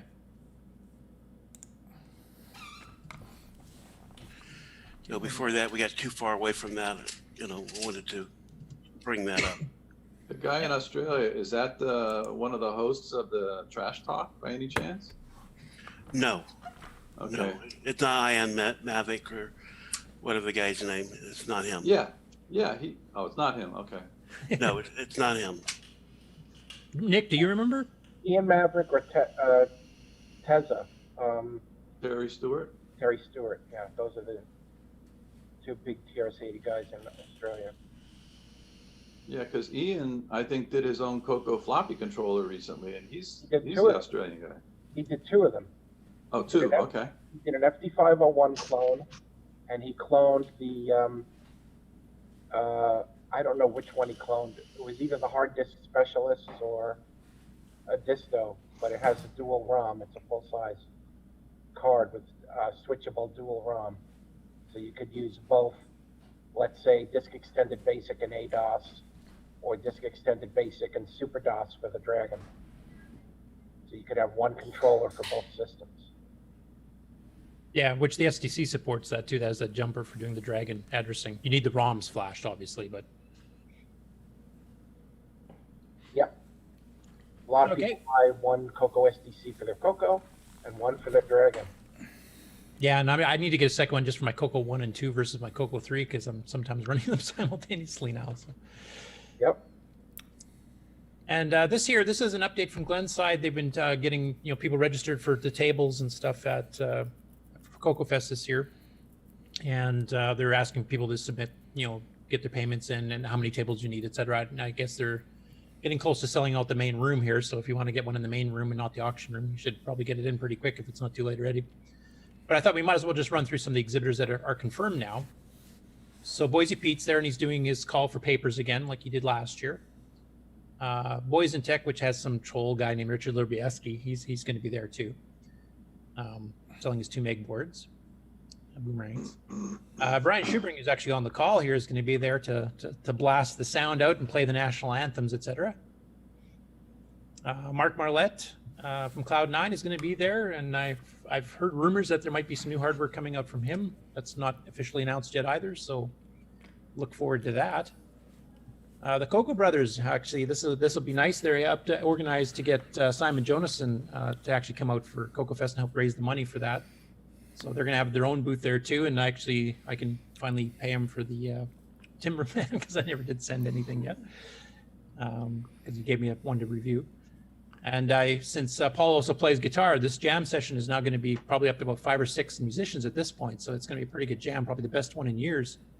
So I'm looking forward to that too as well. It's going to be called Coco Brothers. Yeah, it could be. The youngest one we're going to call Coco Jr. in honor of Jim Brain. Brendan Donahue, Coco VGA will be there. I don't know if he's going to have any more updates to the Coco VGA. I don't know if anybody here's heard from him on that, whether there's more updates. I mean, he just added in the stuff for redefinable character sets and stuff, so. Attend the assembly. He hadn't had time to do anything yet. I haven't heard from him since then. But he did do that paper on sprites. I think that's something he wants to do, but he hasn't found, as of TND assembly, he hadn't found any time to do that yet. Yeah, and I know him and Ed Snyder were trying to come up with different configurations too to work on the different types of motherboards, like the D board, the E board, the F board, etc. too. So, and the different positions of the chips and the RF cans and things. I just got Coco VGA for the Coco 2B with the 6847 T1. I was playing with that a week or two ago. I just got them. Cool. So how many boards has he got left to support? I don't know. I know that probably my D board Coco 1 is never going to get a VGA. Actually, that's one of the few that had everything nice and socketed too. The other thing is, you did tell me that it actually will fit into a MC10, but the case doesn't go back on. Yeah, and I know people have put in Dragons too, so I mean, it supports the Dragon as well. Yes, it does. It does a version. There is a version for the Dragon. So, yes. And then the Color Computer Store will be there selling software and hardware, parts, etc. Evan Wright, who wrote, what was it, Flooded, I think, and the Hunt the Wumpus cartridge that is just coming out now, which is a port of the TI-99 4A version of the game, which was a cartridge back in the day on the TI-99 4A. There's been some videos and stuff on that, so that just is getting released. He'll be there as well. Hawksoft, which is Chris Hawks and his wife, who've been to every Coco Fest, I think, and probably quite a few of the Rainbow Fest too, from what I remember. Be there selling their normal software and hardware. John Linville, Retro Tinker, of course. What's that noise coming from? Me. Sorry. Sounds pretty cool, though. Whatever it is. Hello. Yeah, I'm still doing the show. This is awesome. Hey, Ron, you got to mute Hi. your audio. There you go. Oh, come on. I want to hear that conversation. Well, while we're waiting for him to come back, I'll go. That was my mama. Okay. You still on your show? Yeah. Give your mom the Zoom link. Really? There we She go. would be all right. John Linville will be there, of course, showing off the Game Master cartridge and his new Play Command stuff, and hopefully the Game Master version of Firefall will be available too. I know he's trying to get it up for the last fest, and then he hit some last-minute snags he didn't get a chance to finish. William Astle, Lost Wizard Enterprises, maker of LW Tools and LW Asm, will be there. He doesn't really sell anything in his booth. He just likes chatting with all of us, and he has to have a place to sit. So definitely visit him if you need some hardcore technical info on 6809, etc. He's pretty well a wizard in that area. Neil Blanchard, and I think he's the one who was actually supporting Evan Wright with the Hunt the Wumpus cartridge, and helped design the actual hardware for it. Is definitely going to be there again too. We'll skip this Nitrous 9 ease of use project. That's useless. Rick Adams, of course, will be there. Rick, will you have Bomb Threat ready by then, do you think? Well, yeah. Not Bomb Threat, sorry. Yeah. Oh, you know what I meant. Bomb Threat for sure. Yeah. You're probably thinking OmniStar. Yes. Well, that'd be nice. We'll see. It'd be nice to have Temple of Rom 2 done too, but that's sort of doubtful. Yeah, I think you It might have enough to could demonstrate the happen. engine stuff, but yeah, Temple Run 2 is probably pushing it a bit hard to get released by then. Just make Yep. sure that you have the bomb threat cartridges covered up when you get onto the airline. That's right.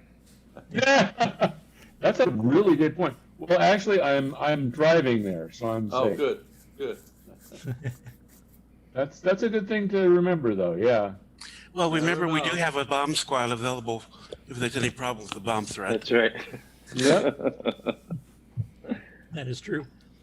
Hey, John, Henry Reitfeld is going to be showing his Coco 3 in a stick as well as his Coco 3 helmet display, which will be pretty Oh. interesting. He's also been putting videos up on YouTube of his Rampage arcade cabinet that he's built in an Atari 2600 and a Coco 3 system into, and you can actually play the games with the real arcade buttons and the real arcade joysticks.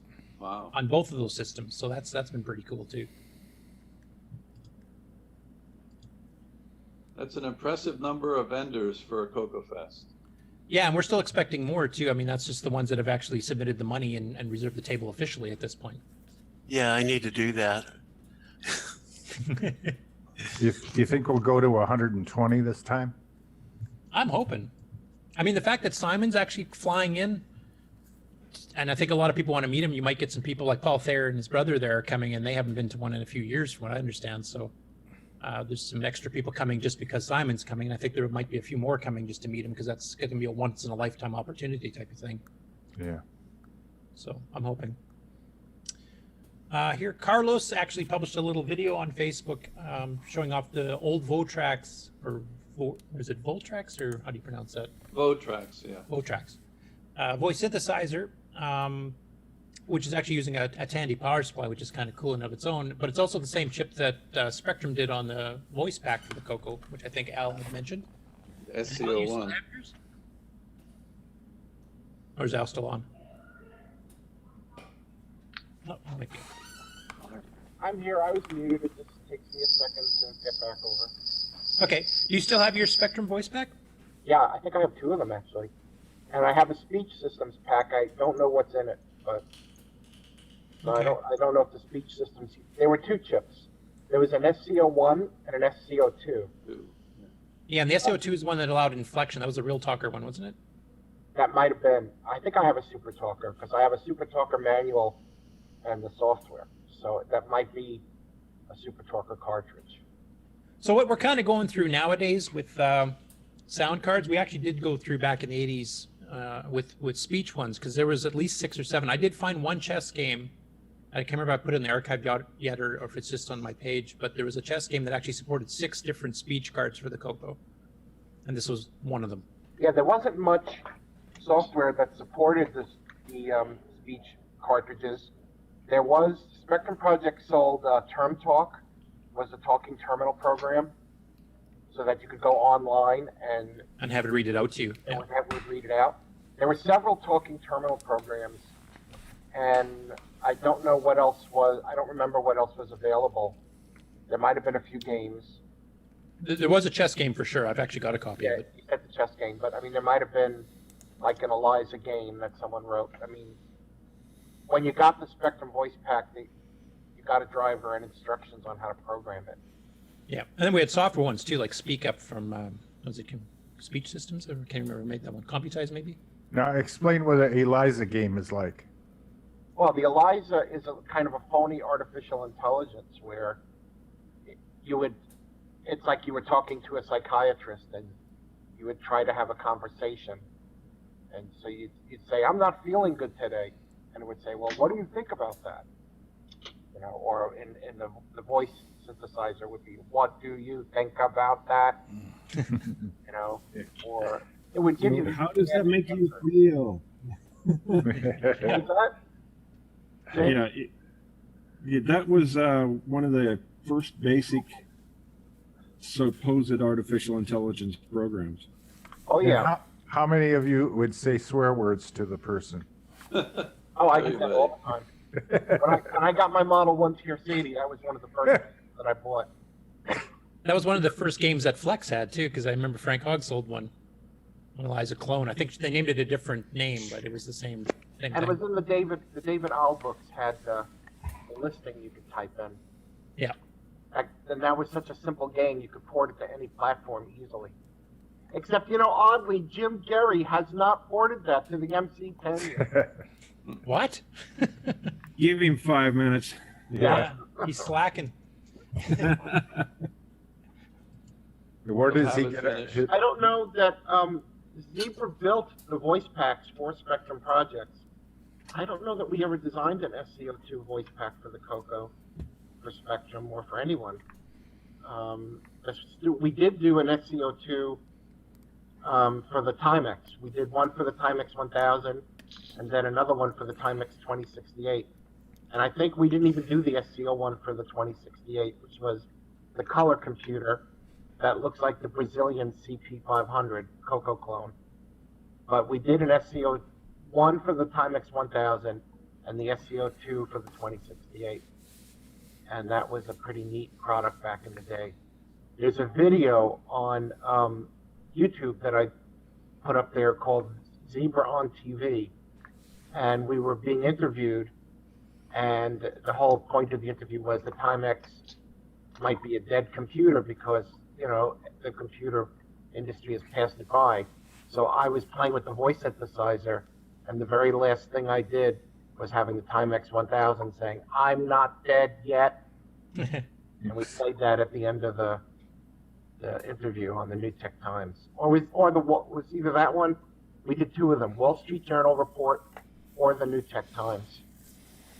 But that was Zebra Systems. If you ever watch those videos, that's the inside of Zebra. We were built inside of an old beer distributor. Does anyone know if Bob Rosen is still alive? Nope. We talked about him last week, but no. Yeah, nobody's been in contact with him for years. So. I'm the last person I think to have heard from him, and that was quite a while back. I found some contact information. I think it was for him on the internet. It looked kind of stale, but I took a chance, and I didn't get any reply, or maybe it bounced. I don't remember now. It was several weeks ago. Well, if you want Bob Rosen to get back in touch with you, tell him you owe him some money and you'd like to pay him. Yeah. That will guarantee he will get back to you. Talking about looking. Oh, go ahead. It's talking about looking old people up, and Marty Goodman got me thinking, and I didn't know the status of Tom Mix, and Tom Mix was from Grand Rapids, Michigan, and so I went and did some looking, and the best I can tell, he passed away about 5 years ago. Oh, that's too bad. Because I was able to take the Tom Mix address and trace that through some addresses. It appears his widow was still alive, at least for what I checked, but names matched across, okay, an address. Is that his real name? Yes, Tom Mix. Yeah. Yes. Oh. Because wasn't there like some kind of famous? Yeah, a Western cowboy actor. Yeah, Western cowboy actor named Tom Mix. Yeah, Tom L. Mix, I believe was his name, okay? That, I remembered the Grand Rapids because, I had family from Grand Rapids and years ago, so it kind of stuck out. And I thought, wait, is that right? So I looked it up in Rainbow, yes it is, and then did Google's on the address, and so. A lot of the good ones have passed away, sadly. Yeah. Speaking of getting your money back from a CoCo vendor from a long time ago, I've got a little story. It might take about 10 minutes or so. There was back in I think it was the late 90s or so, somebody on the CoCo list posted a message about one of the CoCo vendors. They open sourced one of their, not open source, released it to the public, one of their software packages. And I don't think it was Oblique Triad. It might have been a company that was formed from the guys from Oblique Triad after the fact. So anyway, I clicked around on their webpage, and I got in contact with the developers from Oblique Triad who are from Canada. So in the middle or late 80s, they developed a sampling software for the CoCo, and I thought it was pretty neat. It was called StudioWorks, exactly, and it used the DAC port, which was very low resolution.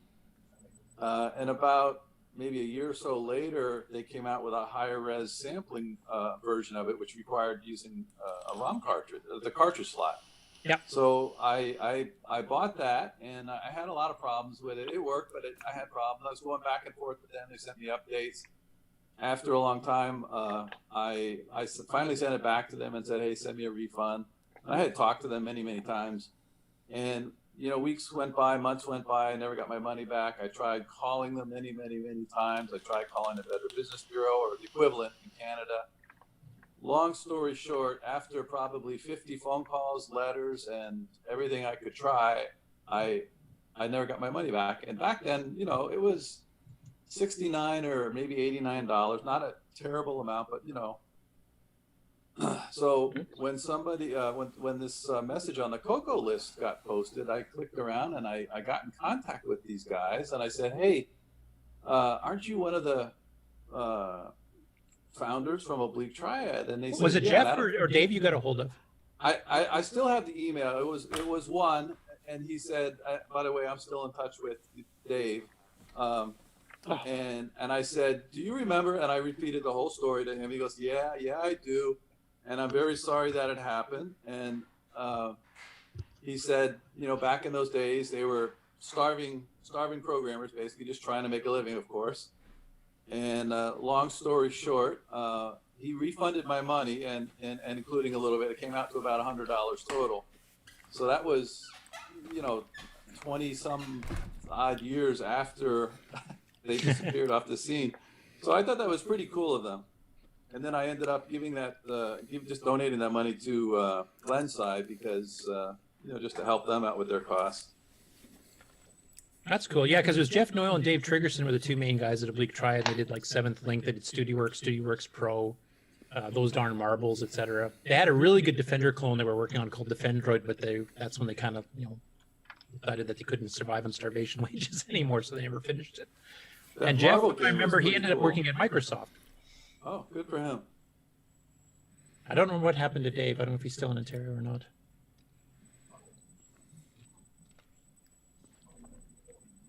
Okay, I'll switch her back to the old news here.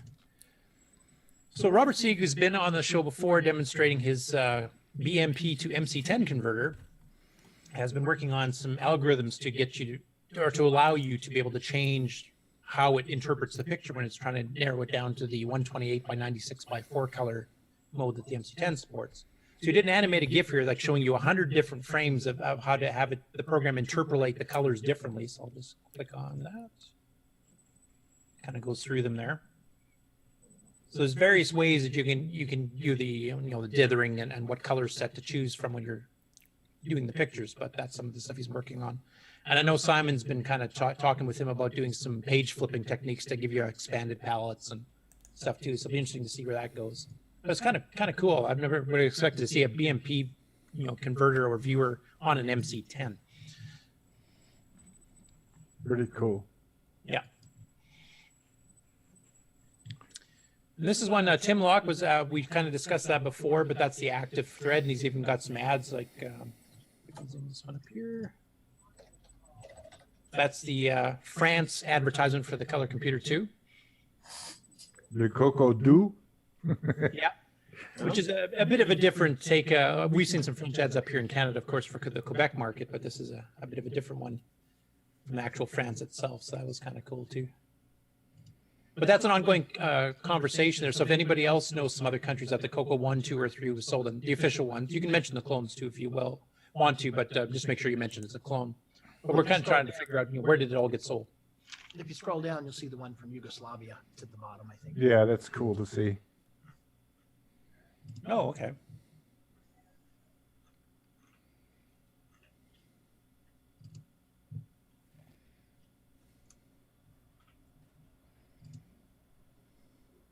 Nope, looks like I got that one twice.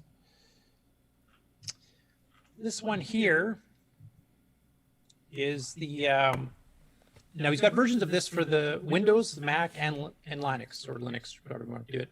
But Jim Bray had mentioned this in Discord just today, not too long before the show. The Coco Flash that he makes basically requires a 16K at least and extended color basic for you able to flash any of the ROMs on there or do updates to the Coco Flash itself. And this one guy here, Jim Shorts, had mentioned that he had some systems that were below that, but required minimum system to be able to do anything. So he actually took it upon himself to write utilities so that you can actually now do the Coco Flash stuff even on a 4K Coco.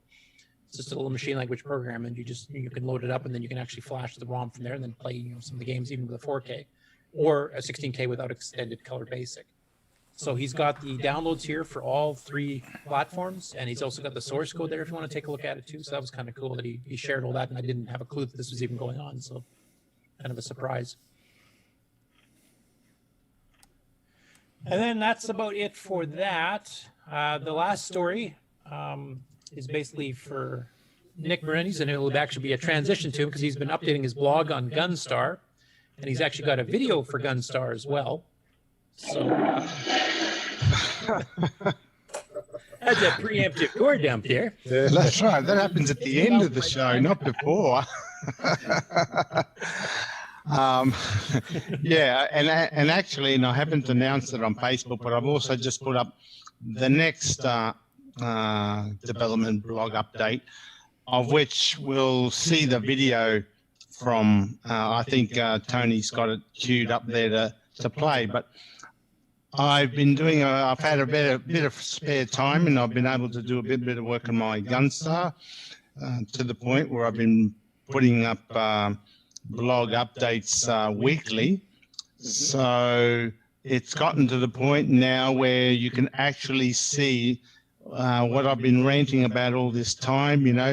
Big promises, but this is it. Finally, proof that it actually works, and we might see if Tony's ready to play the video. Saves me talking anyway. So where's Tony? Well, would you? That's Tom. Tom. I got the first letter right. Would you like to do a commercial break first, and then we'll do a? Well, if you want to do a commercial, yeah, that's right. Does anybody have to lead? Does anybody have to leady? Yes, I believe Ron Delvaux usually has to. We're up for it. Take a break right around here. All right, just give me 1 second to get this queued up. All right, to turn this on. Okay, and here we go. Commercial break. Hi there, this is Mark Overholzer, and you're watching CoCoTALK, the world's leading weekly talk show where you can join in. Hey, come watch us and see what's happening in the world of Coco. CoCoTALK is brought to you in part by Placeblex Dietary Supplement. Placeblex. We think it works, so will you. What's going on, everybody? Stevie Stroh, and I want to say thank you for continuing to watch and listen to CoCoTALK. We love doing this show. We think we put together a pretty good show for you, but this show could be better with your help. So if you would like to send a feedback, a comment, a suggestion, a show topic, or maybe even your own little segment or bumper, then send it to us via email to cocotalk@cocotalk.live. This show would be nothing without you. Love to hear from you. CoCoTALK, c'est le coq champignon, des micros et donne le pion. Pour le jeu, il est pas battant, les études, c'est pas disant. L'expansion, il a ça, les commandes, tu vas voir ça. Notre Coco est bon bonhomme, pour tes cours, c'est bien serviable. Coco 2 de Radio Chaton, la belle est dans le sac. Un ordinateur couleur qui a de la personnalité. Le Coco 2 de Radio Shack. En solde pour Noël à partir de 149,95. Coco 2 de Radio Chaton, la belle est dans le sac, c'est toi et Coco 2. We now return you to CoCoTALK. And we're back. Yeah. So you're queued up with the video? Just about. Okay, well. Gotta find. And then, Nick, you should welcome your fellow Australian who's joined the show late here. Brizza, yeah, I did actually in the chat. Hi, Brizza. See, now there's someone I can understand what he's saying. Even writes that up for you. And he's the right way up. I can get off my head now. Yes, I've been doing a fair bit of work on it. I've got the background moving, and I've got the overlay with the scores and all that. And I decided I'll do a bit of a video blog as well to, well, talk about it a bit, and also I can actually show it. So that's the video we're going to play now, but it's also, if you go to the usual link that I've been advertising my development blog, click on that link again, and there's another chapter's been added in there, and the video, there's a link to the video and a little bit of a something to read there as well, if you want to see it, or if you can't understand my Australian. So yeah, with no further ado, I guess if Tom has it ready to go. We are considering this the core dump, correct? Yes. Well, if you want to make it a core dump, yeah, I mean, I guess a core dump, this is more of a project update, but let's say the core dump has become a project update if you want. Just if you want to hear the music, that's all. Yeah. Yep.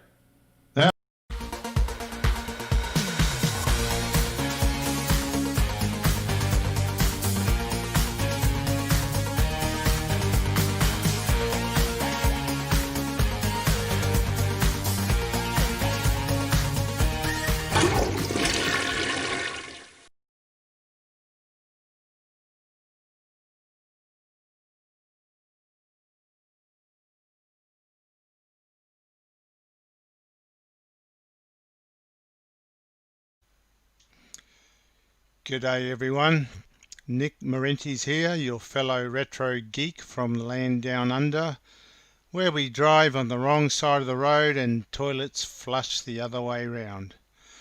Welcome to a video progress update of my new Coco 3 game titled Gunstar. Those that have been following my game development blog will know that I have been making some progress of late and now have some actual graphics moving on the screen.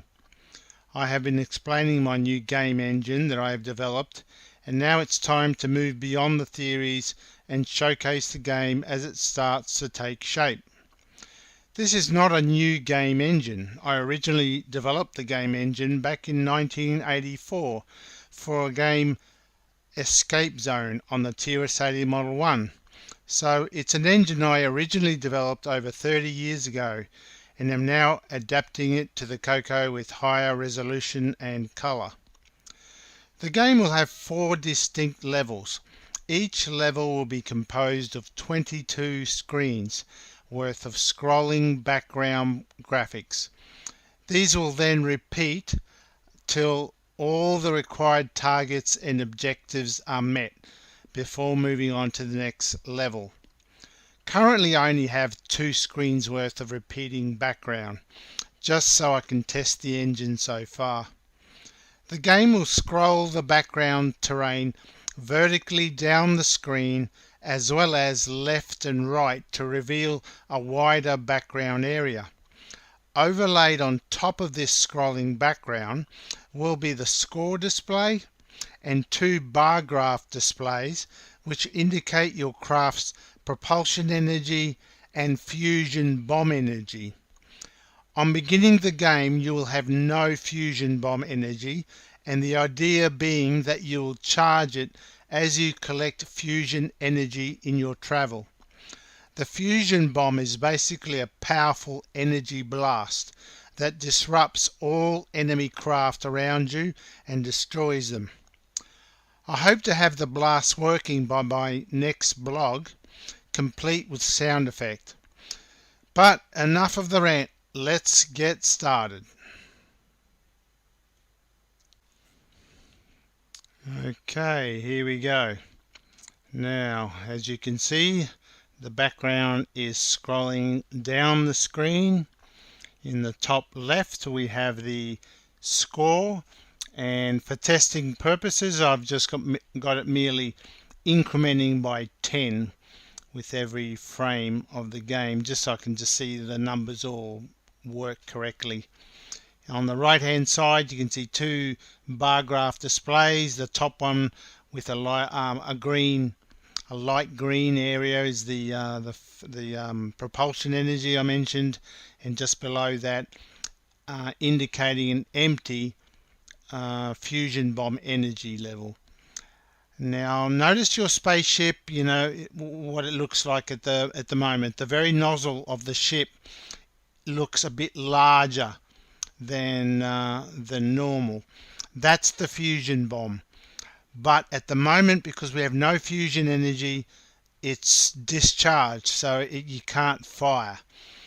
As a cheat, I have made it so that if I fly my ship to the left, and here you can see the screen scroll, it will charge up the fusion bomb. So now look at the graph, it's fully red, it's indicating it's full. When it's full, the nozzle, the fusion bomb nozzle cone or whatever, starts to spin. So that's a graphical representation that when you're playing, as soon as you see the nose cone spinning, you know that your fusion bomb is ready to be fired. At the moment you can't fire it, but in the next blog hopefully I'll be able to just blow it and it'll flash the screen and make noises and all that sort of stuff. Another thing the ship does, if I thrust forward to go up the screen, you'll see there's a small flame on the back of the ship, and I can just fly around. I can go left and right to see the remainder of the screen. There's the extreme right edge, and I can fly over to the left and it'll go over to the extreme left. The overlay that I mentioned in the blog is currently, it's got the score in the bars on the right, and I can even fly my ship and it'll just move underneath the score and the bars. So it's all certainly well overlaid over the main graphics, even though the main graphics is can move around.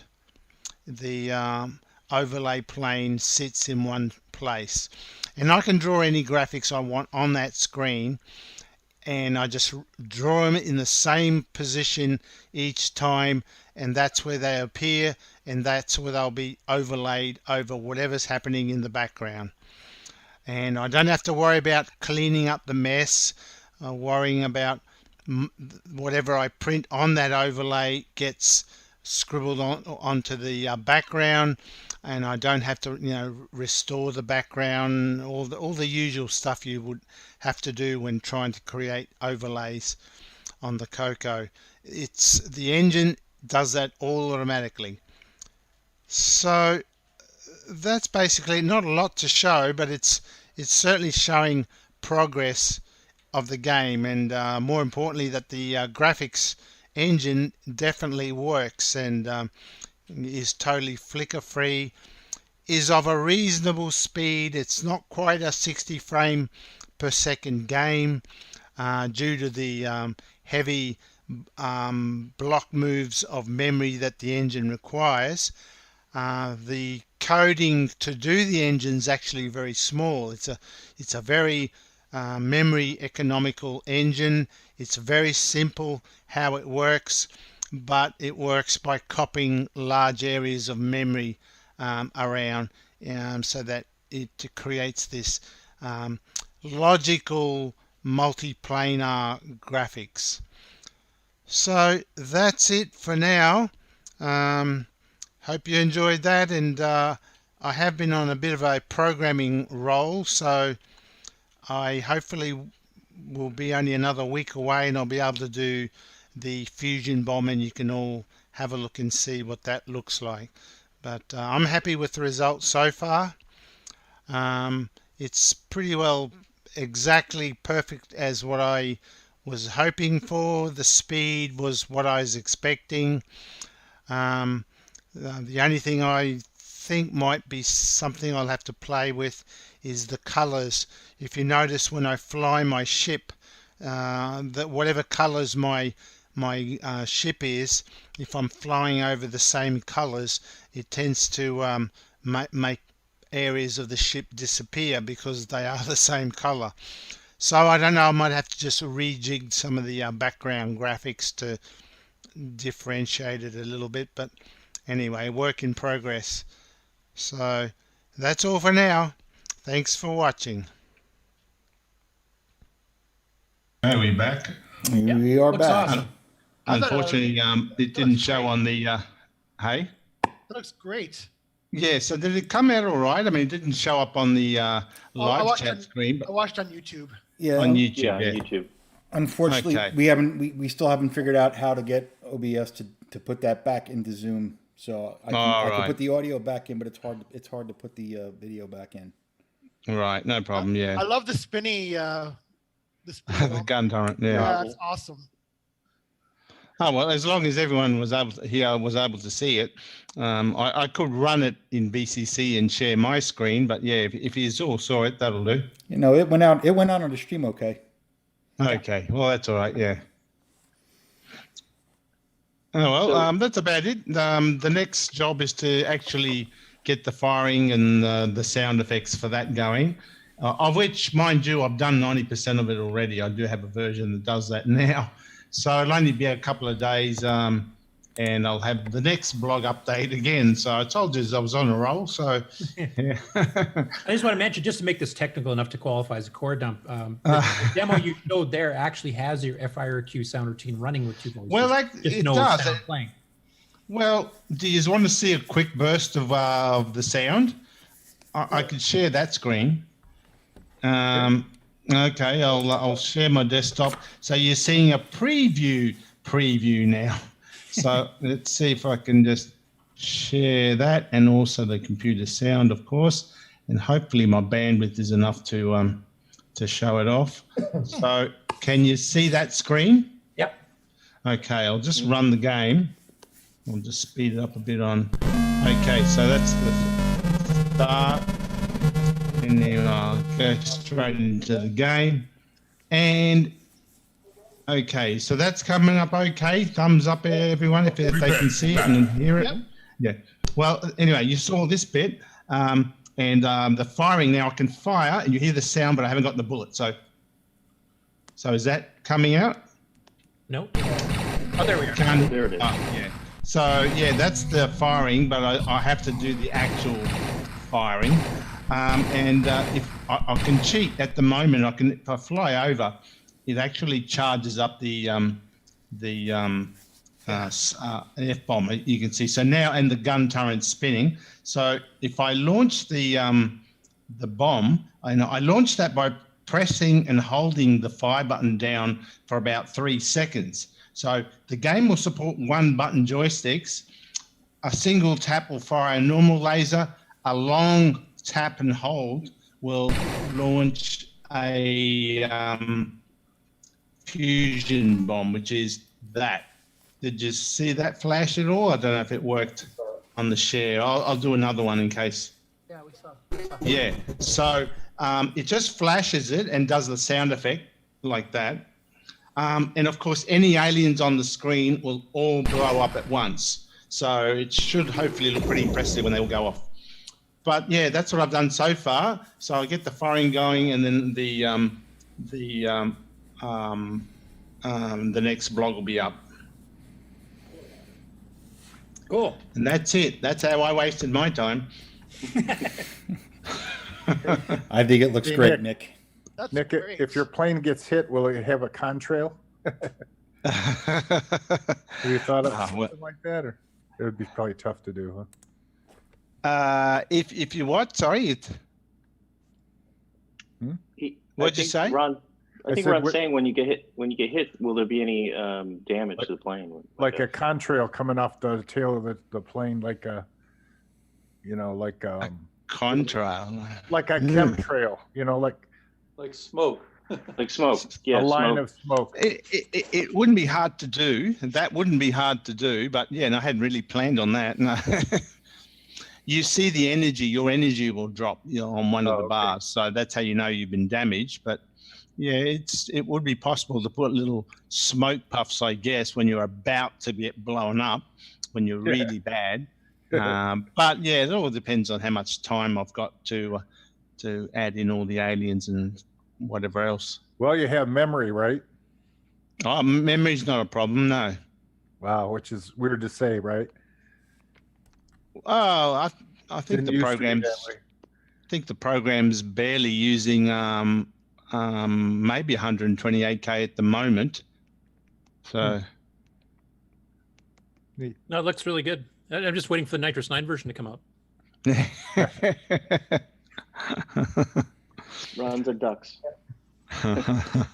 And just another technical thing. I think currently, as it stands, the demo you showed us, that's the 609 only version with the TFM command. Yeah, the game is for 6309. I mean, I'd like to see if I can convert it to 6809 at the end, but I suspect the only way to get it to run will be to take bits out of it. It'll be slower. So at this point, it'll be 6309 only, and we'll see when we get to the end of it. You're a pioneer. So that's where people can start buying their 6309s in time. Yeah. Yeah, I mean, now the Chet's also working on a game that's 609 and 2 meg on top of it. That there's a couple of decent ones coming out. Yeah. That's awesome. And it's been very easy to code too. This one's, I mean, the graphics with the overlays and all that looks, it's pretty fancy, but the coding has actually been the easiest game I've done so far. It's very good. The engine really simplifies the whole sprites and overlays thing, which is what I was hoping for, because it does consume a bit of CPU time to set itself up, but I was hoping that we would see a benefit from it all at the end by ease of programming, you could say. And it has been. It's been really good.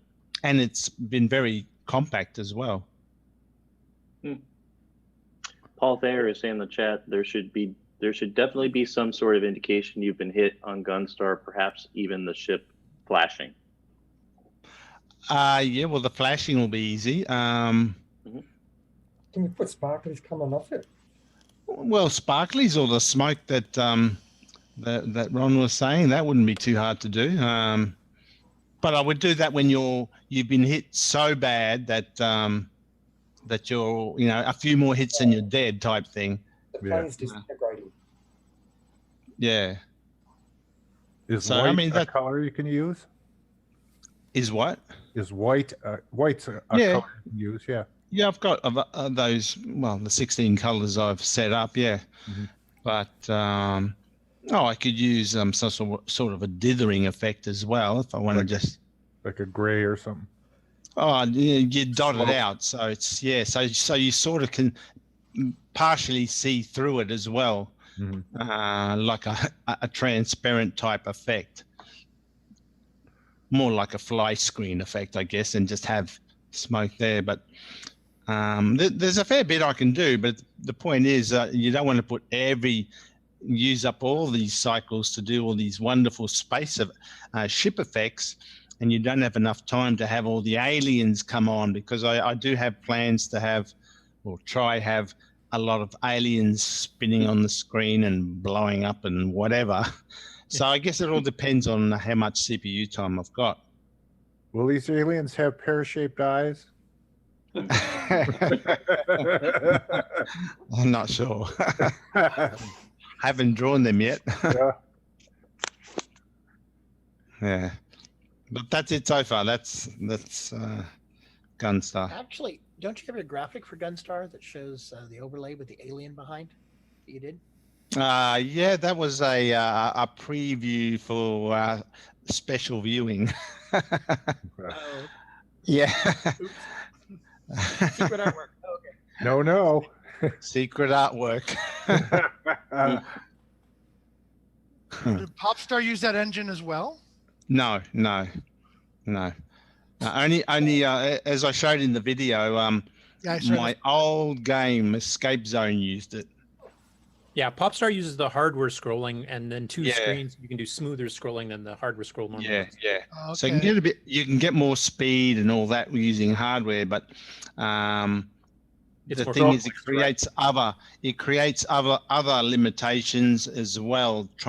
Because you're forced to work within those hardware limitations.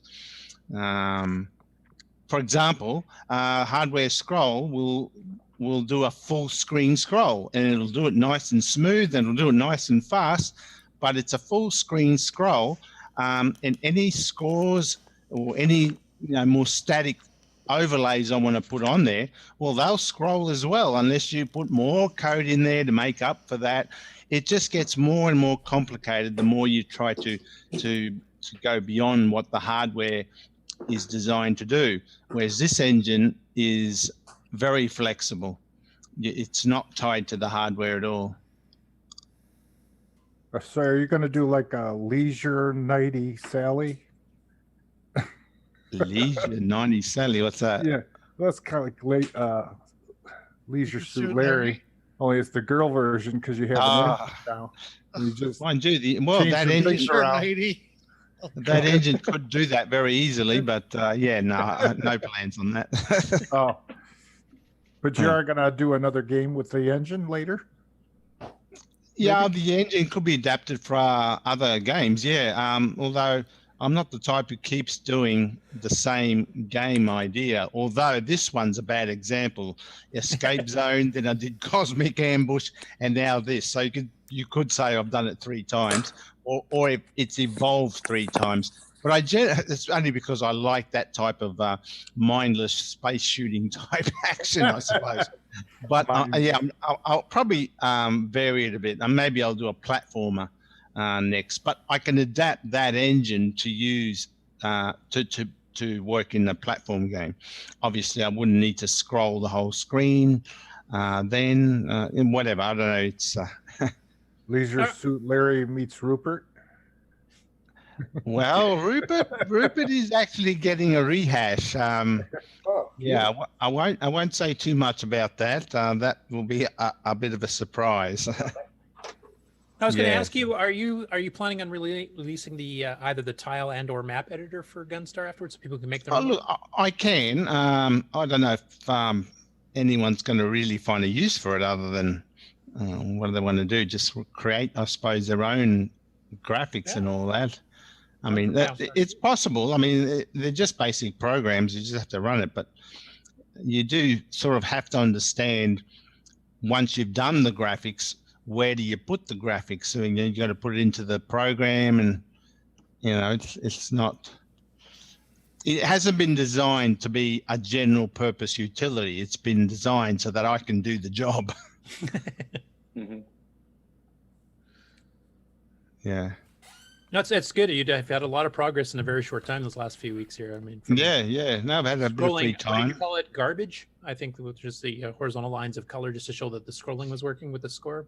And then later you've got the previous ones, sound, and you've got sideways. Well, you tend to spend a lot of time pre-programming. In other words, developing a lot of the parts of the game which are going to be needed, but you can't really see them in action until there's a lot of other pieces all brought together. The scrolling, I mean, you only saw garbage initially, but that's because there was no tiles in there. So I had to create some tiles, and then I had to create the map, because it doesn't scroll the tiles, it scrolls the map. The map is built from the tiles. So it's a bit of a chain. You have to do a fair bit of groundwork before you get the results. So now we're finally seeing the results. I created the sound routines. I created the graphics engine, but none of it could be really shown off until I got to a point where everything started to gel together. And that's what we're seeing now. Things are just gelling together, and they're actually quite quick to just put together. So it's like building a ship, huh? Well, I've never built a ship, but yeah. I mean, there's all this stuff in the background you have to do before you can get it to go. Well, I guess that's the case with everything, You're building a building. You've got to do a fair bit of construction, and it doesn't look like a building till a bit, later on, where you think, oh, that's a building. Hey, Nick, I got a question for you. Does your new engine only go vertical, or do you have a way to make it move horizontal completely. I mean, not just like that little It, move. it can be adapted, yes. The overall engine could go in any direction. It's just that the area of memory that I'm copying to do the move has been done to be vertical, because that's all I need. And you can actually see the horizontal when I shift left and right a bit. So Right. it is actually shifting a bit. But yeah, for a game like Popstar, which is all horizontal, it could have been created that way, but I've sort of designed it to be specific to Gunstar, because if I did it general purpose, it means there would have been a lot of redundant code in there if I don't use it all the functions. So basically, just trim it down to do just that, to get the speed, obviously. But yeah, if I do another game, it's the same engine. I just have to change some bits so that it copies the memory in different directions and whatever. Nice.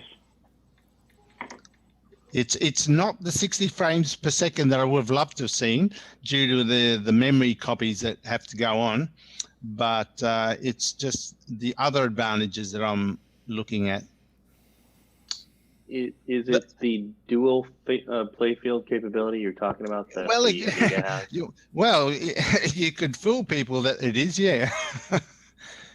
It works very much like a dual playfield machine, like a machine that would have, like the Amiga has two separate, well, can have two or more, I think, playfields, and each playfield is independent of the other. That was one of the big things with the Amiga. So that's what this engine was basically trying to mimic. So once you got the engine done, then really programming it is as if that hardware does exist. Yeah, it's the same thought process that Sockmaster does for Donkey Kong. Yeah, just like like those transcodes. That's right. It's the same code, the Donkey Kong code, but he's had to provide extra code to emulate the hardware that code thinks it's talking to. Yeah. So effectively, that's what I'm doing. Yeah. Anyway, any other questions or? There's a time to flush the core dump. Yeah, it's probably time to hit that flusher. Okay. But I do recommend the blog and everybody check it out. Yeah, as I said, the Chapter 11 blog is up there if anyone wants to see that video again. But I'll announce it on Facebook after the show. And Paul Thayer is saying to eliminate the problem of the ship blending in the background, as you talked about. He would just outline the ship with black. And it's common practice, yeah. Yeah, I did that, but the pixels, because it's such a lower res, I tried that. It really stands out. It's all right if it was a 320 by 200 res game, you could have a nice little fine black edge, but at the resolution that game's at, you got these big ugly black dots going all the way around it. So I didn't think it looked ugly. So I thought, okay, I'd rather just try and maybe play with the colors a bit better and change some of the colors so that they don't clash as much. Paul is saying the Timberman, the resolution is the same and the sprites are all outlined, as an example. But I think you. I'll have a look. Yeah, I did actually outline my spaceship, and I think the thing with Timberman too, they're bigger sprites. Like your chopping character is quite a bit larger, so that it's not as blatantly blocky. Yeah, where you're doing a fairly smaller ship, so I think it would stand out a lot more in that. So it's just aesthetics. It's whatever. It's also the first level is where you're flying over what's supposed to be like a Earth city. So you're viewing a city from the top, looking down on the streets and that. And there's a lot of grays and bright colors there, which are clashing with your ship. The later levels will be darker. I think the second level will be in space, so it will be more black. And the next levels will be on the alien homeworld. So I want to give that a bit more of a dark look. With that darker background, it doesn't. It's not so bad. It actually looks better with a dark black background. It's just on the first level where I've got a lot of brighter colors that the color is not. The ship is not. Is blending in with the background too much. So, I'll see how I go. Hey, Nick, At the moment. I was just going to say, I think you got to start out with level 2 to give Steve a level of. Did he achieve something? Well, that's right. I mean, it could just start with level 2 and go back to 1. It's just a number. I was gonna say send it to Steve just like the way it is now. Yeah. This is the Steve Stroh version. Well, this is meant to be a bit of a mindless blaster, so I don't think there's too much skill. Just a matter of how fast you can press the fire button, I guess. And Steve loves that, so I figured if Steve likes it and he can play it, then anyone can play it, I suppose. I don't know. Are you going to publish a book of cheats? Oh, sorry. Go ahead, Ron. A cheat Are you going to publish a book of cheats? on how to play it, or actual real cheats? So we can, have the machine gun go constantly or something, or to have the nuke bomb hit every time. It's gonna fire fairly quickly as it is, so we don't need to cheat. I don't think so. You just have to slam that button as fast as you can, hopefully. Now, one thing as far as cheats go, like one thing Chet did on his Digger 3 is he actually has it as you complete each level, you get a code that you can then punch in if you want to jump to that level in a later game rather than have to go through the whole thing again. Are you? Yeah. I'll see. It all depends on how long the levels are. So, Nick, you did a good job with the checkpoints in Popstar Pilots. Yeah. It has the checkpoints. That's right. I will tell you something funny. I played Popstar Pilot in my living room, and I got up once. I couldn't get to the computer, so it was just the level 1 was just going on without any input. And it was actually getting pretty far. Level 1 is easy, actually. Level 1, if you fly to the right, go a bit more to the right. Well, yeah, but I had just left it right there, and I was thinking, well, if Stevie just left it in the corner, he might actually get to level 2. Yeah. If you stop there, you're safe. The only thing you've got to worry about is that you're going to run out of fuel. So as long as you come down every now and then to to collect fuel, that's it. Level 1 is done. And I've always said that level 1 is the easy beginner's level. But the greed, it's the greed that gets you. You That's the every thing. balloon. It's the greed, and Steve when wants to shoot everything that moves. he wants to shoot everything, which which is fair enough when you get good at it. But yeah, You forgot that step. That's right. So really, level 1 is a beginner's level. Level 2 though is very hard. I should have made level 2 level 3 and brought level 3 to level 2 in hindsight, but well. Yeah. Hey, you see, like you're about to fall out of the sky there because you run out of fuel. Yeah. There you go. Down you go. Bam.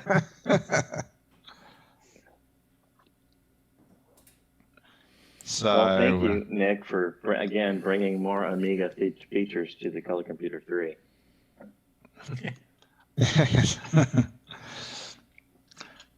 Okay. Before we get too far, just out of curiosity, who on the panel is going to Coco Fest? I am.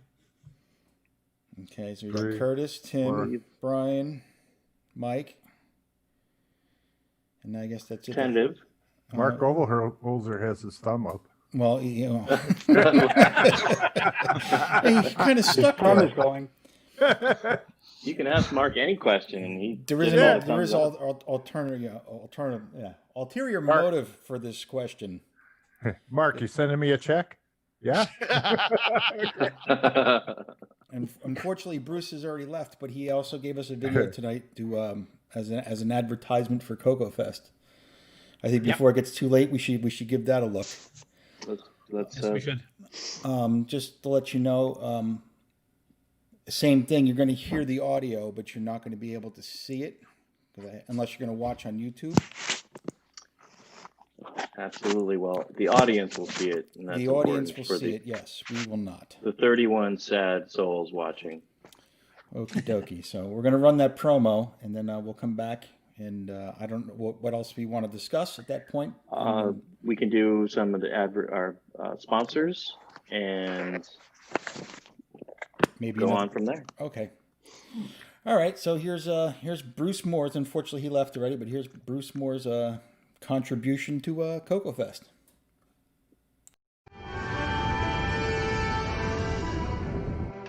The reading's growing stronger, Captain. Coming from a star system directly ahead.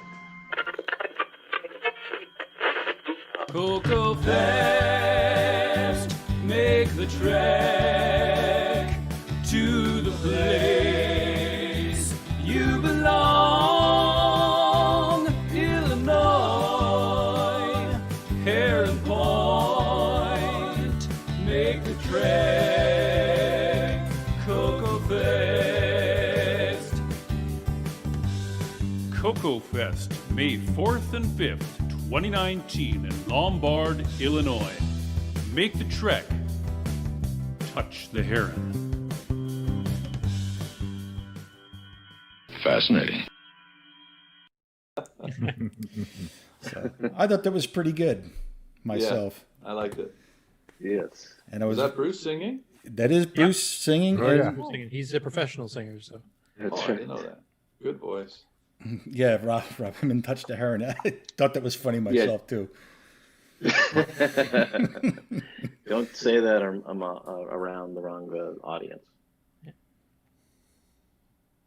You know what though? It's funny you should mention the. Yeah, you know what? I wish I didn't think of that. I don't have the sponsor screen. No, that's okay. Actually, if Curtis or somebody doesn't mind to just, oh, you won't have it. Sorry. I can cue it up. We can keep going. We'll figure something out. Okay. Hold on. You're talking about the sponsors for the show, all the companies and stuff, you mean? Yeah. I know. You know what? I don't have that slide. Or that's still... I'll just read it off from an older CoCoTALK episode. I just have to cue it up. So I'll turn it over to Nick Marotta to stretch for time. Oh. This is a professional show. No pressure or anything, Nick. Go ahead. Nick, tell us about Maine. Maine. I want to get Maine going this week with the Coco stuff. So I want to be able to play. Watching Nick's video there. I want to play Popstar Pilot. And I'm going to want to play Gunstar when it's done, so I got to get Maine going. Well, you know, Ron, how did you make out with your Coco party the other night that you were updating? Did that work out? Oh, it worked perfect. Yeah. It took, 15, 20 minutes almost to update everything. Yeah, I think it was even a little longer than that. But it might have been. Yeah. But yeah, everything's there and working. And I went back from the GUI to the CLI thing, and it worked good. Yeah, it's working. Yeah, and you know what? I can go on errata.com or whatever it's called on that through DriveWire, and works pretty good. I was playing around with it. Has Brett done the Coco 3 version yet, or is it still Coco 1 and 2 modes at this point? Well, I used Coco 2 on it. I think I should try the 3 on the Coco Pi and see if it works. I haven't tried it. Yeah, because I know he was talking about doing a Coco 3 port, like using the high-res modes and stuff, but I don't know if he actually got that done yet. So I tried it on my Coco 3 using the DriveWire, I think, if I remember correctly. It came up to the Errata screen and stopped. It froze or something. Maybe something he can fix. But it looked much clearer than the Coco 2 version because of the fonts and all. You're on RGB, Right. Well, here is a professional show. You got it. So, want to thank our friends at the Coco VGA project, CoCoVGA.com. He's not here, but he is grumpy and he trolls us from the balcony. Richard Lorbieski and BoysOnTech.com. Have you got your 6309 yet? You can get it from boysontech.com. Speaking of trolls, Jim Brain and retro innovations for all of your retro needs. You can go to retro.com. Cloud9 Tech, Mark, Cloud9. Go and patronize his site, sdpack.com. The Switcheroo with CoCoMan, Jason Reichert, lets you go from RGB to composite with a flick of a switch. Roku, are we live on Roku, Ron Delvaux? I can't tell you that, but most cases are, yes. How's that for nothing? That's fantastic. Ron Delvaux in the booth, always watching. Executive producing. The retro swag, you can get your retro swag at 8big256.com. Mouse pads and all sorts of good stuff you saw earlier on the show. I'm coconut.com. Does that site still exist? Yes, it does. Yep. That's Stevie Strobridge, the host with the most. And the cococrew.org, the site that started it all, the podcast with the mostest. I was trying to say the hostess with the mostest. Exstructus Productions, FD501.com, and the I was going to call him the Leonardo DiCaprio of the Coco community, but I meant to say Leonardo da Vinci. Ed Snyder. Men want to be him, women want to be with him. Ed Snyder at the zipsterzone.com, where you can pick up your Mega Mini MPI if it's in stock. And the SDC. Back to you. Soldering irons fear him. And sometimes ladies hold the hot part. Only in commercials. Yeah. Ouch. Well, Now, that's I don't know it. if we have anything. I'm out of ideas, Curtis. I was just going to say, we're probably nearing the end of the show now because I think we've covered basically everything we wanted to cover. One thing I did want to ask, this is our second week of doing CoCoTALK at its nighttime time, and which is an experiment. Yeah. I just want to see, what does everybody think of it so far? We've had a couple weeks for people to get used to the fact the show has moved. I don't know if Mark's been monitoring or if any of you have been monitoring exactly how many viewers we had live on YouTube to see what the numbers were like, to compare it with when we had it during the afternoon in North America anyway. So just wondering, what was feedback from you guys as far as having this permanently shift to the nighttime on Saturdays? I like it. Me. That's perfect for my time. Yeah, it's been fine for me. I'm just thinking we probably drop out all the European and English people, because for them it's like 12 midnight when the show starts.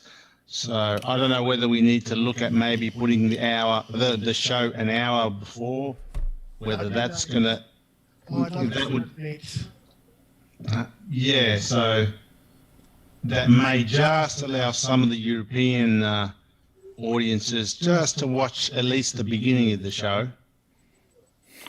Because I remember Simon mentioning it's something like 2 or 3 in the morning for him. Yeah, well, that's right.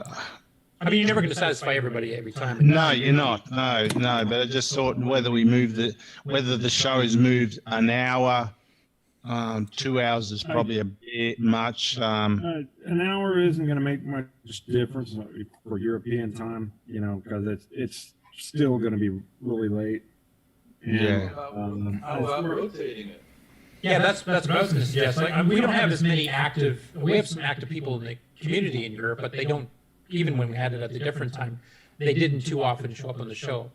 So it would be kind of nice if or something, we pop it into the daytime slot, or maybe once every 2 months or something. Like make it a schedule so that they know ahead of time that we're going to have an earlier show, so they can make it on easier. Yeah, it would be kind of nice if we had some sort of regular, once a month or once every other month. Whatever we decide, we should probably tell Steve. For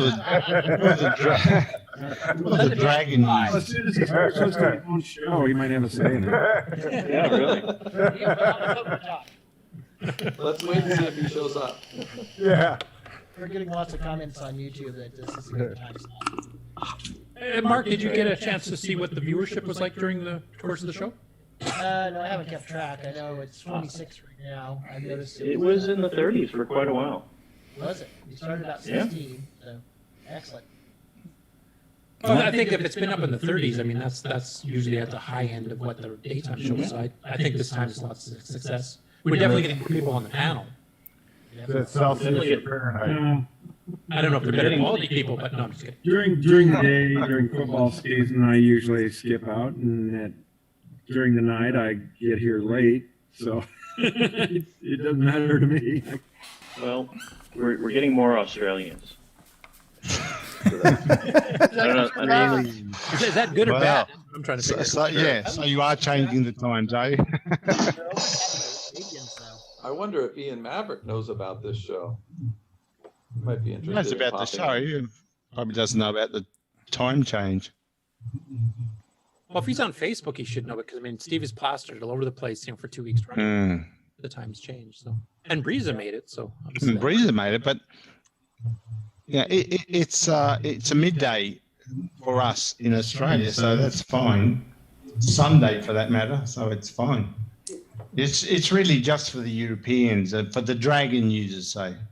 Yeah, and that's where I think having a show once a month or once every 6 weeks or once every 2 months or whatever, depending, and something on a fixed schedule, like say the second Saturday or second Sunday or whatever it is, just so that there's a fixed schedule that they can actually kind of plan on being on the show if they want to be. Yeah, I guess we'll be having a before dark episode. If you want more people from the UK, After dawn. That's all. After dawn. if you want more people from the UK, you should rename the show Dragon Talk. hey, Oh, we were talking about having a dragon segment if we could get enough people to come on. Now with the original time, it seemed to be a bit difficult. Now it's really difficult. So, Well, there are several of us on the call who own dragons. yeah, I would like to get the European perspective on that, since that's where it originated from, and plus they've got the Dragon Alpha and some of these other prototypes out that we never did see here. So it'd be nice to get them Well, on. I don't think those were ever sold. There are only maybe a couple. No, they were prototypes. Yeah. So you need to get the person that owns the Dragon Alpha to come on. But there's also so much software development with the Dragon in the UK. There's hundreds of games that we never saw on the Coco. I mean, some of them are starting to get ported over now. And even some business software and other things that I would love to be able to see and hear from the perspective of the people that actually used it back in the day. So I'd love to be able to have a show that is arranged that we can have them on at a time that's decent for them. Sure. So yeah, I agree with Robert Sieg in the chat that Aussies actually make the game, so we set the time slots for them. Is there a limit to the number of people who can connect on this Zoom channel? If there is, we haven't hit it yet. Pretty high. There is, but I think it's a couple. Like 100 or something, isn't it? I think it was 100. It's pretty high. Yeah, they have different tiers depending on how much you're paying for it. I think it's 100 for the tier we're on right now. Yeah. Didn't we have 20 on today? Yeah, and we had more than 20 on last week too, I think, for a bit. We had a brief sighting of Mr. Marty Goodman popped in. I was just going to say that. Yeah, I saw that too. Yeah, for about 3 minutes. Well, as long as he feels welcome. So we didn't scare him away too last week. Well, maybe if we said his name more, like Mr. Marota. Earlier. Yeah, worked on me. It'll be great. It'll be great if we can get both Marty and Dennis on at the same time. That would be a great session. They talked about it on the interview with Marty. Mm-hmm. All right, I'll call him. Last time I got him on. That'll be executive producer Ron Delbo's job. Yeah, I'll see if we can twist some arms. Dennis just finished restoring a harpsichord or something. Yeah, plus he was doing work in his house too. So. And it's still winter in Vermont. So. If we want to attract more dragon people to this show, we might want to spend a little time advertising over on some of the dragon forums. Yeah. I went to the Dragon place and asked you guys, I said, you guys should come over on our show. I left a message for them on Dragon. Yeah, and Stevie's advertising the show as to what time it is. I think we just have to actually start talking directly to them a bit and see if we can encourage them to come on. And if we do it on a set schedule, then maybe that makes it a bit easier because maybe they're not sure when we're on, etc. What were you holding up, Mikey? What's that? Mikey, what was he holding up? I don't know. Something from Radio Shack. Yeah, it's an old Oh. Archer package. I was muted. I picked this up at some point. It's a joystick potentiometer, Oh, interesting. and it's basically the inside of a Black Beauty, but you could buy it as a separate part for grand total of what is it, $4 and something. $4.49. So, yeah, I ran across this today and thought you guys might like to see it.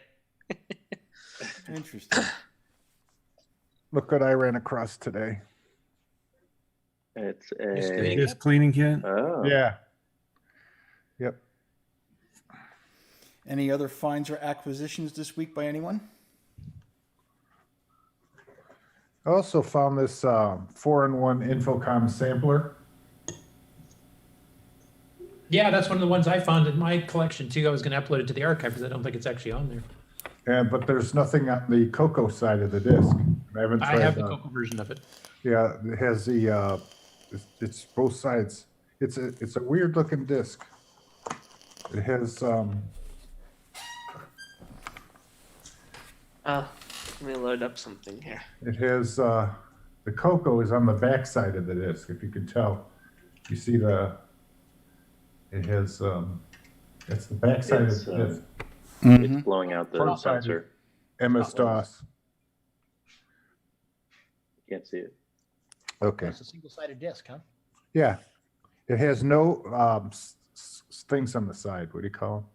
Notches. Notches. Yeah. No notches. So you can't write to it unless you modify your drive. Yeah. Or pull punch Yeah, the. but But I wonder why it doesn't there's show no- up. Because there's no index hole on the other side. Is that why? Take a look at the front of the disc. Oh yeah, you're right. Well, no, yeah. Got to use a hole punch. Yeah, unless you have a double-sided drive, but I don't think they would have written it for that. So. No, you need a flippy drive to be able to read the back side of that. Okay. But I do have a disk image of that I'll be putting in the archive eventually here once I Cool. finish my personal archiving, which is, I got a good start on it, then I got busy with other stuff for this trip, so I haven't been able to get back to it. I have a flippy drive somewhere in the house. It used to be in the living room. I have to look for it. Yeah, I have a clear plastic guide template. Yeah. Yeah, that was one way to do it. And then I had a friend who made us a bunch of them out of metal. He used a piece of sheet metal, like aluminum or something, and bent it over. And it just fits on the corner of the floppy. And we used a little silver, not a regular pencil, but like a colored pencil, a silver colored pencil. And we'd mark our little holes, and then we just use a hole punch and punch them out. And then I even have one of those red ones that the Commodore people would use and the Apple people. Because the Commodore, you didn't need to punch the index hole, only the right protect notch. And I think the Apple was the And I think the Apple did that too, give soft sector or whatever it didn't actually use the index hole. Yeah, the Apple soft sector, so it's a Commodore. Because on my Model 1, since they were single-sided mostly, and the original Coco, before you could get double-sided drives for it, we did a lot of that. So a lot of my diskettes are double-sided. And we used to think we were pulling a deal by buying single-sided floppies and punching the holes to make them double-sided, because we thought we were pulling the wool over somebody's eyes. But as it turned out, they made all the floppies the same way, and it was just a matter of when they verified the diskettes, did they verify them single or double-sided? And most of for the single-sided diskettes, they only bothered to check one side. They never even checked the back side. So I it's think like that old rumor that 32K Cocos had half bad 64K chips. Can we talk about this stuff without David Ladd? Is that allowed? Somewhere. Floppy talk.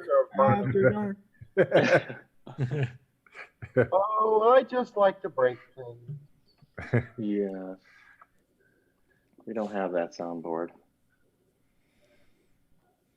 All right, I I don't just have anything else to talk about unless somebody else has some last minute story they want to bring up.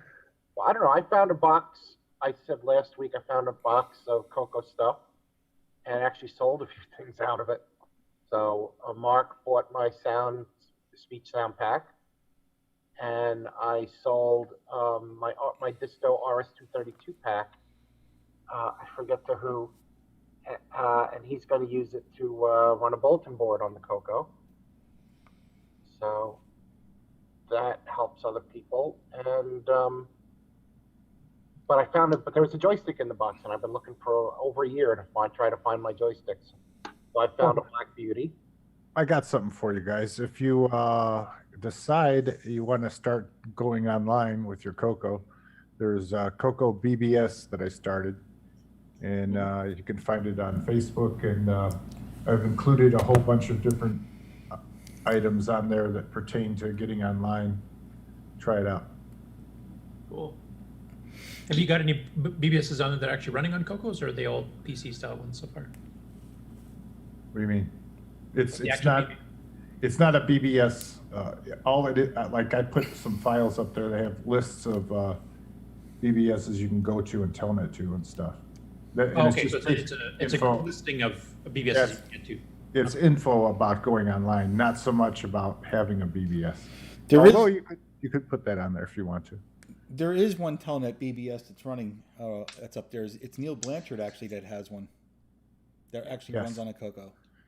Yep, he does. It's what's the name of it? Internal Affairs. Yeah, Internal Affairs BBS.com. Now, is that actually being run on a Coco? Yes. I don't. Yes. Is it? What software is he using? I thought he was running it on a PC. Yeah, I thought he was running on a PC too.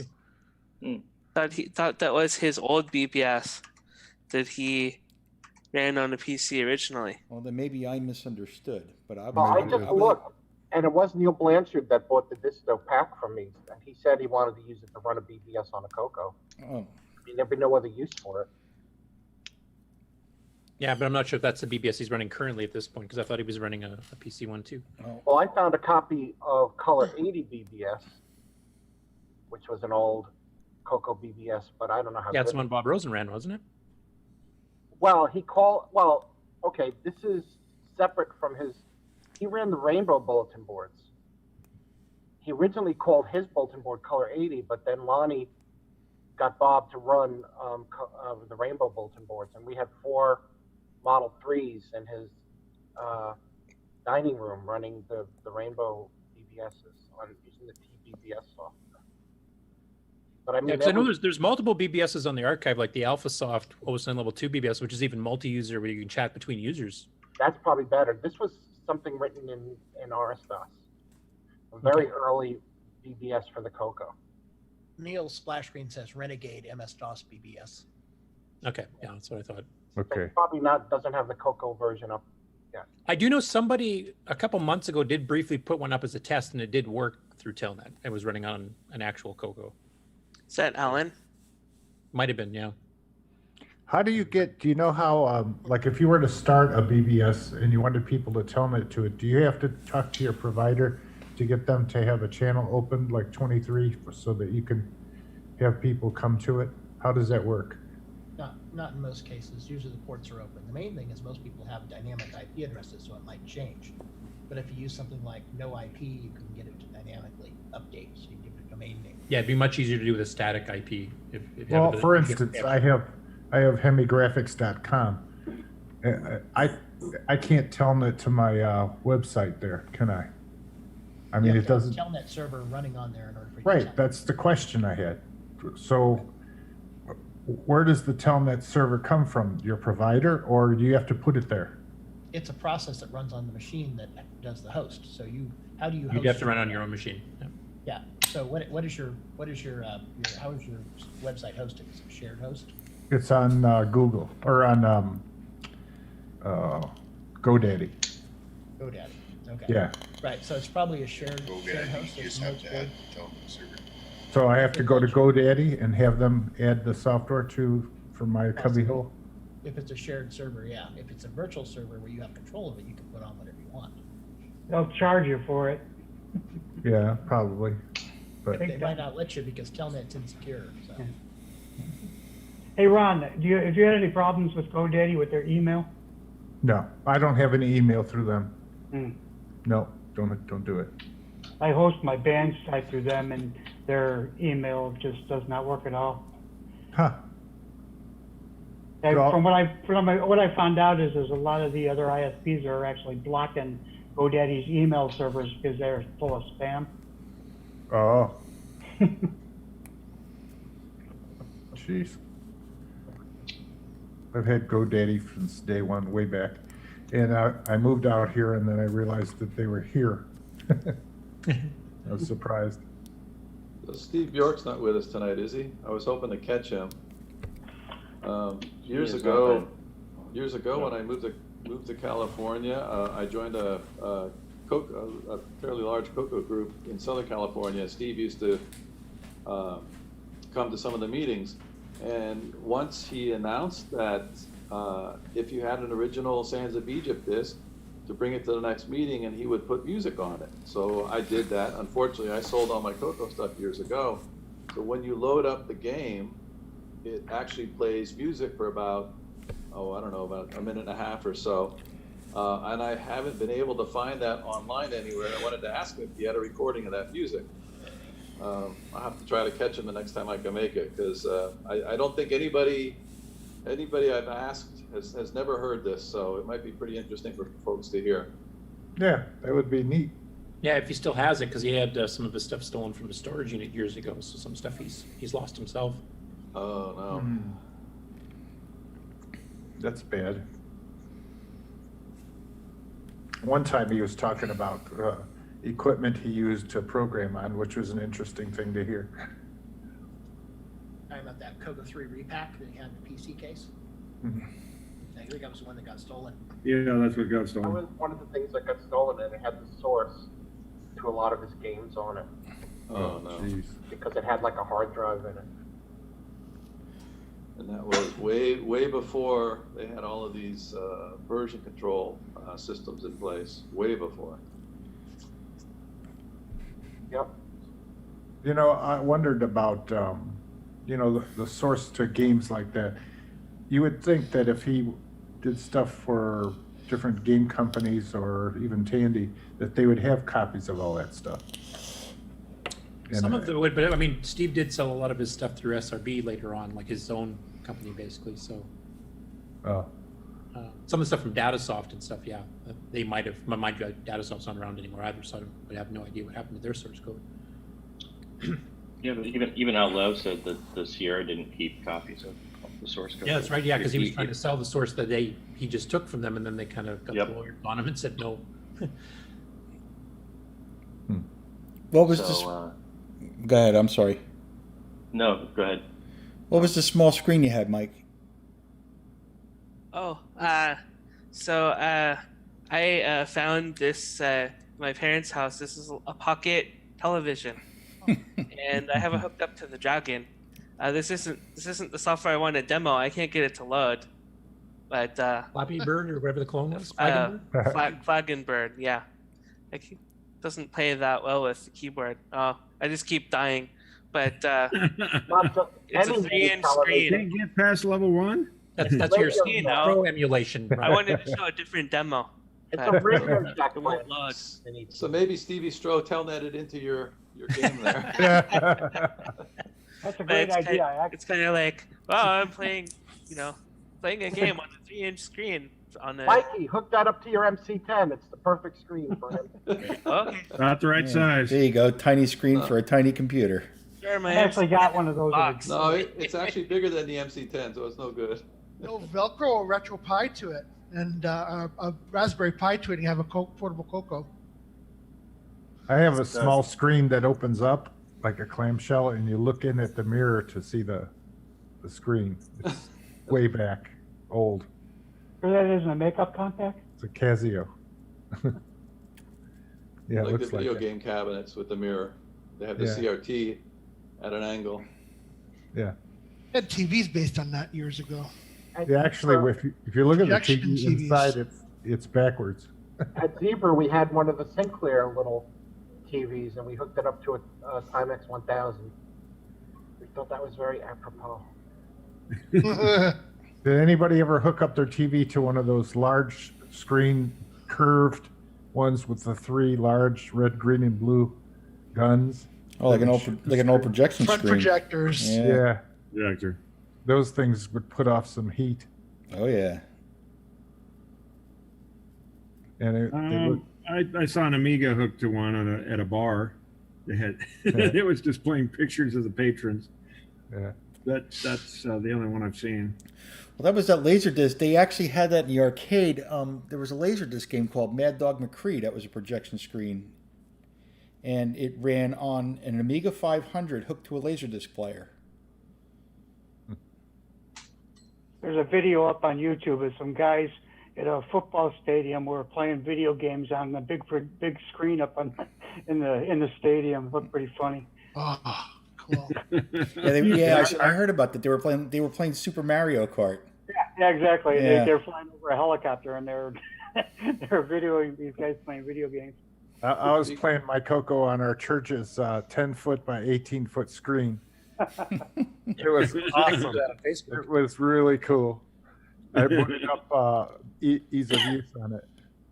A few years ago, I posted a message. We have a mailing list in our neighborhood, and I posted a message to see if anybody had any old computers that they wanted to get rid of, hoping I could score either a Coco or something really good. And one lady replied that she used to be an Amiga employee and she had an old Amiga system she didn't want. So I went over, picked it up, and it was boxes of floppies. I think it was a 500,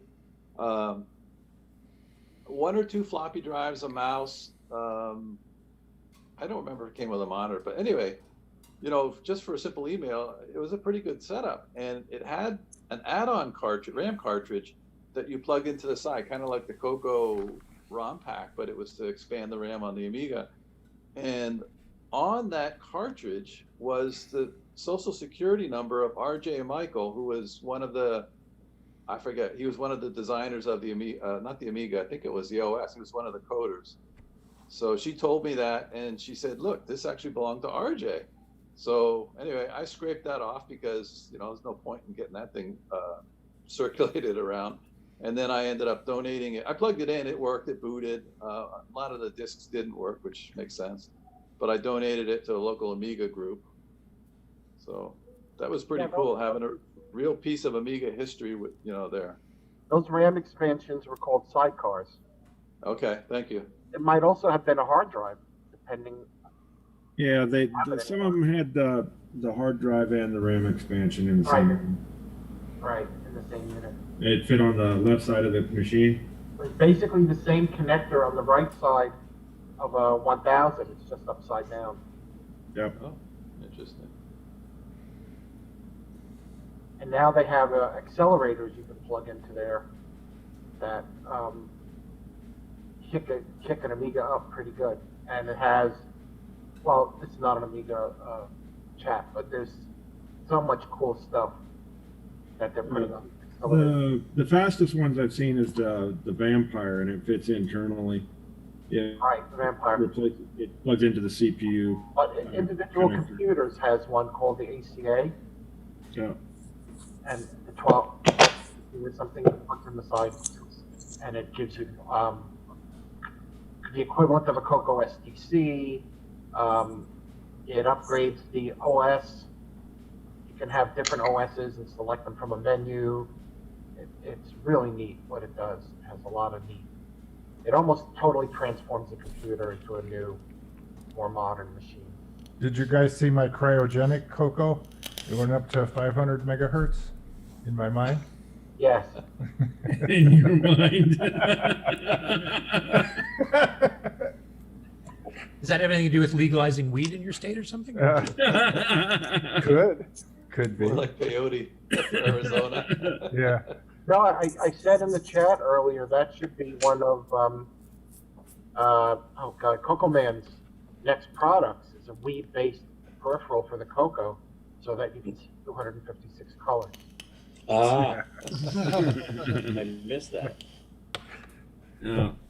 What would we call it though? I guess it would have to have an Australian name. The Ramaroo. Okay, I better be off, guys. Yeah, well, I think the show's pretty well wound up anyway. We're just kind of chatting at this point. All right. We might as well get the official outro. Yeah. Well, all right, then. I'll see you next week, eh? All Yep. right. All right. Bye, Nick. You want to All do right. You want to do See you later. Thanks for the Bye. demo, man. No Bye, problem. Nick. Bye. Bye, Nick. You want to do a quick break and then we'll do parting thoughts and Yeah. do the guys who've been in chat and all that. Got to Tom, play do the you have outro for a half hour. Do you have the outro? Yeah, because we're already at 3 hours right now, aren't we? Yeah. 3 hours. Yeah. All right, we'll do another commercial break and then we'll be back for parting thoughts. All right. Okay.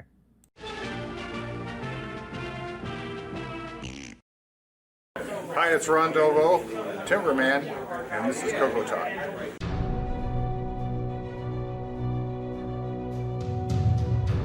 In a world where RGB produces black and white video, one cable can make a difference.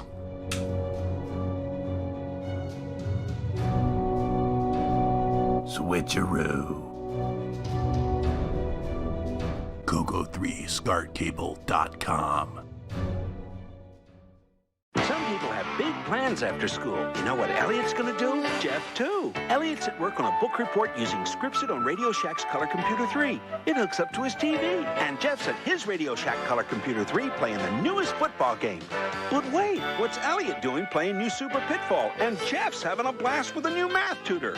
You never know what you might try with more than 100 programs for fun and learning. Radio Shack's Color Computer 3 comes with everything you see here. Other items each sold separately. Only at Radio Shack. We now return you to CoCoTALK. I tell you, if Elliot's parents knew what he was actually up to. Demo that I wanted to play earlier. Naya and Cat. Can't hear the sound. There it is. That's funny. It's really colorful. Sorry. That's why they call it the color computer. Yeah, that actually runs on the Coco 1 and 2 in the Dragon too. That particular demo. It's not even Coco 3. Oh, I'm running it on the Dragon. Yeah. I had to do, man. I should stop this thing. I keep watching it. It's gonna drive me insane. Okay, bye. Time in your house. Be entertained. Aren't we all though, right? Because we're all here. Aren't we all easily entertained? Bunch of simpletons. We're playing all the same games we played hundreds of times. Uh-huh. Oh, we got new ones coming out. I mean, look at all the ones that Paris are at and them are doing. I mean, you've got 70 new ones for us to play now. That's right. And they all work on the Dragon. So we've got something in common. What was the name of the Robotron game for the Coco? Robotech. Yeah. So Robotech's one. There's another one too, a more obscure one. Can't remember the name of it off the top of my head. Yeah. There was two. Robotech wasn't quite a perfect clone. It had graphics that looked the same, and the gameplay was similar, but like the indestructible Hulks weren't indestructible. Yeah, the Hulks weren't indestructible. Yeah, so when I moved to California, I stayed with some friends for I think 3 or 4 months while I was looking for a job, and I got the people who were hosting me, my friend, hooked on the game. But what we did is, because it needed 2 joysticks, one to move the shooter, one to move the man. So he and we each took a joystick, and we started playing the game that way, the tag team. That was a lot of fun. Took a lot of different kind of coordination though, because you were used to doing it, with both joysticks. Yeah, that was duplicating the arcade because the arcade used the 2 joystick thing too. So. Yeah, that was one of my favorite arcade games. Yes, I agree. Me too. Almost got 1 million on it once. I had one in the arcade where I worked. I used to play it all the time. I actually got the source code to that. I suppose that's one benefit of the emulators is when you get tired, you can just save the state and then continue later where you left off.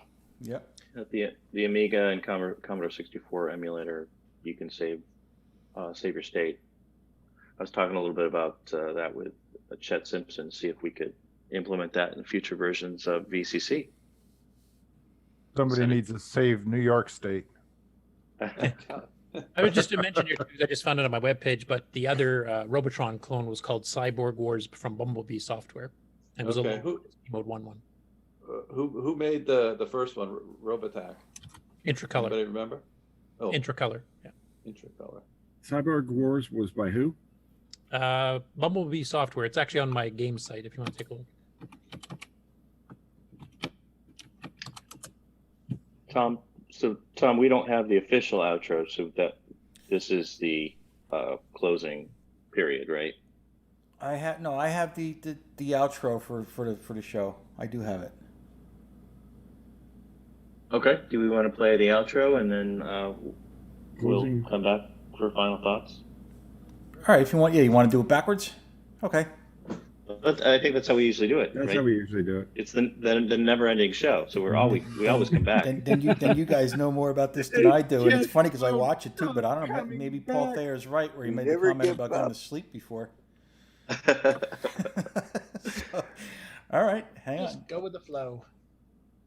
This concludes another episode of CoCoTALK, the world's leading live talk show featuring the Tandy Color Computer. For all things CoCoTALK, visit us on the web at CoCoTalk.live. We'd love to hear from you. Send feedback, suggestions, even segments via email to CoCoTalk@CoCoTalk.live. Consider supporting the show with a purchase of merchandise from our retro swag shop at 8bit256.com. If you'd like to become a patron of the show, click on the Patreon link on our site at CoCoTalk.live.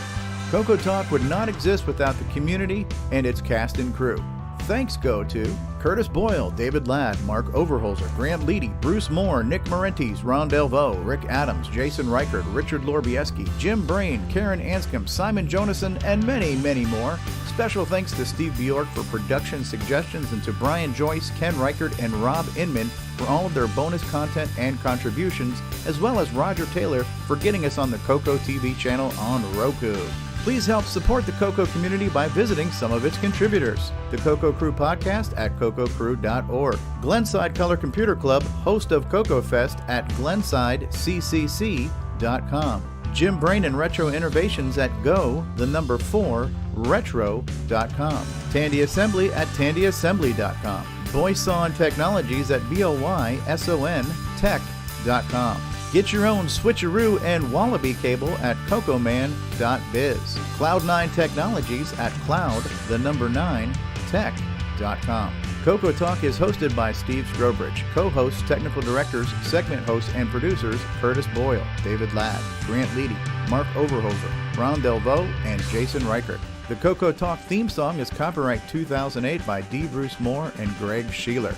Mixed, mastered, and produced by D. Bruce Moore.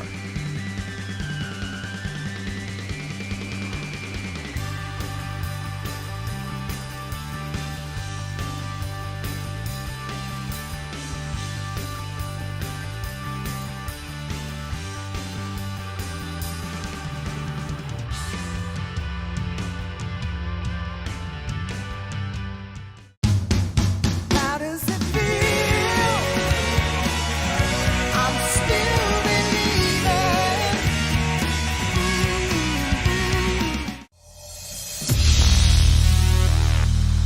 How does it feel?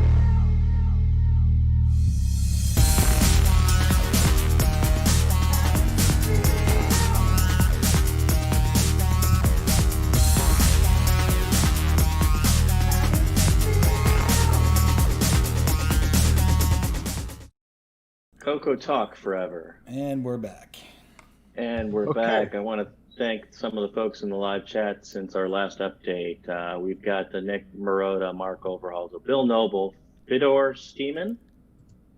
We've had some funny comments. Ken Reichert, Rob Inman, Ken Reichert, Nick Marotta.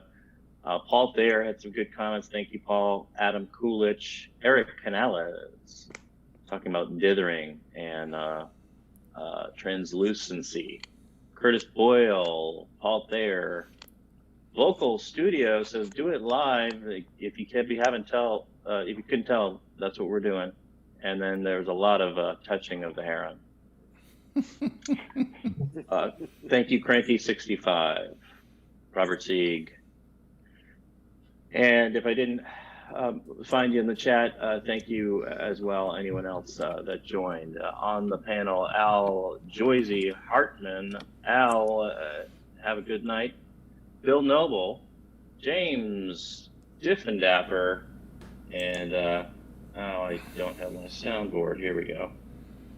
It's not working. I don't have it on. But you'll hear a train soon enough.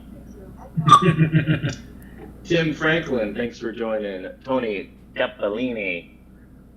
Mike Furman. Brian, thank you. Mark O. Mark B. Ron D.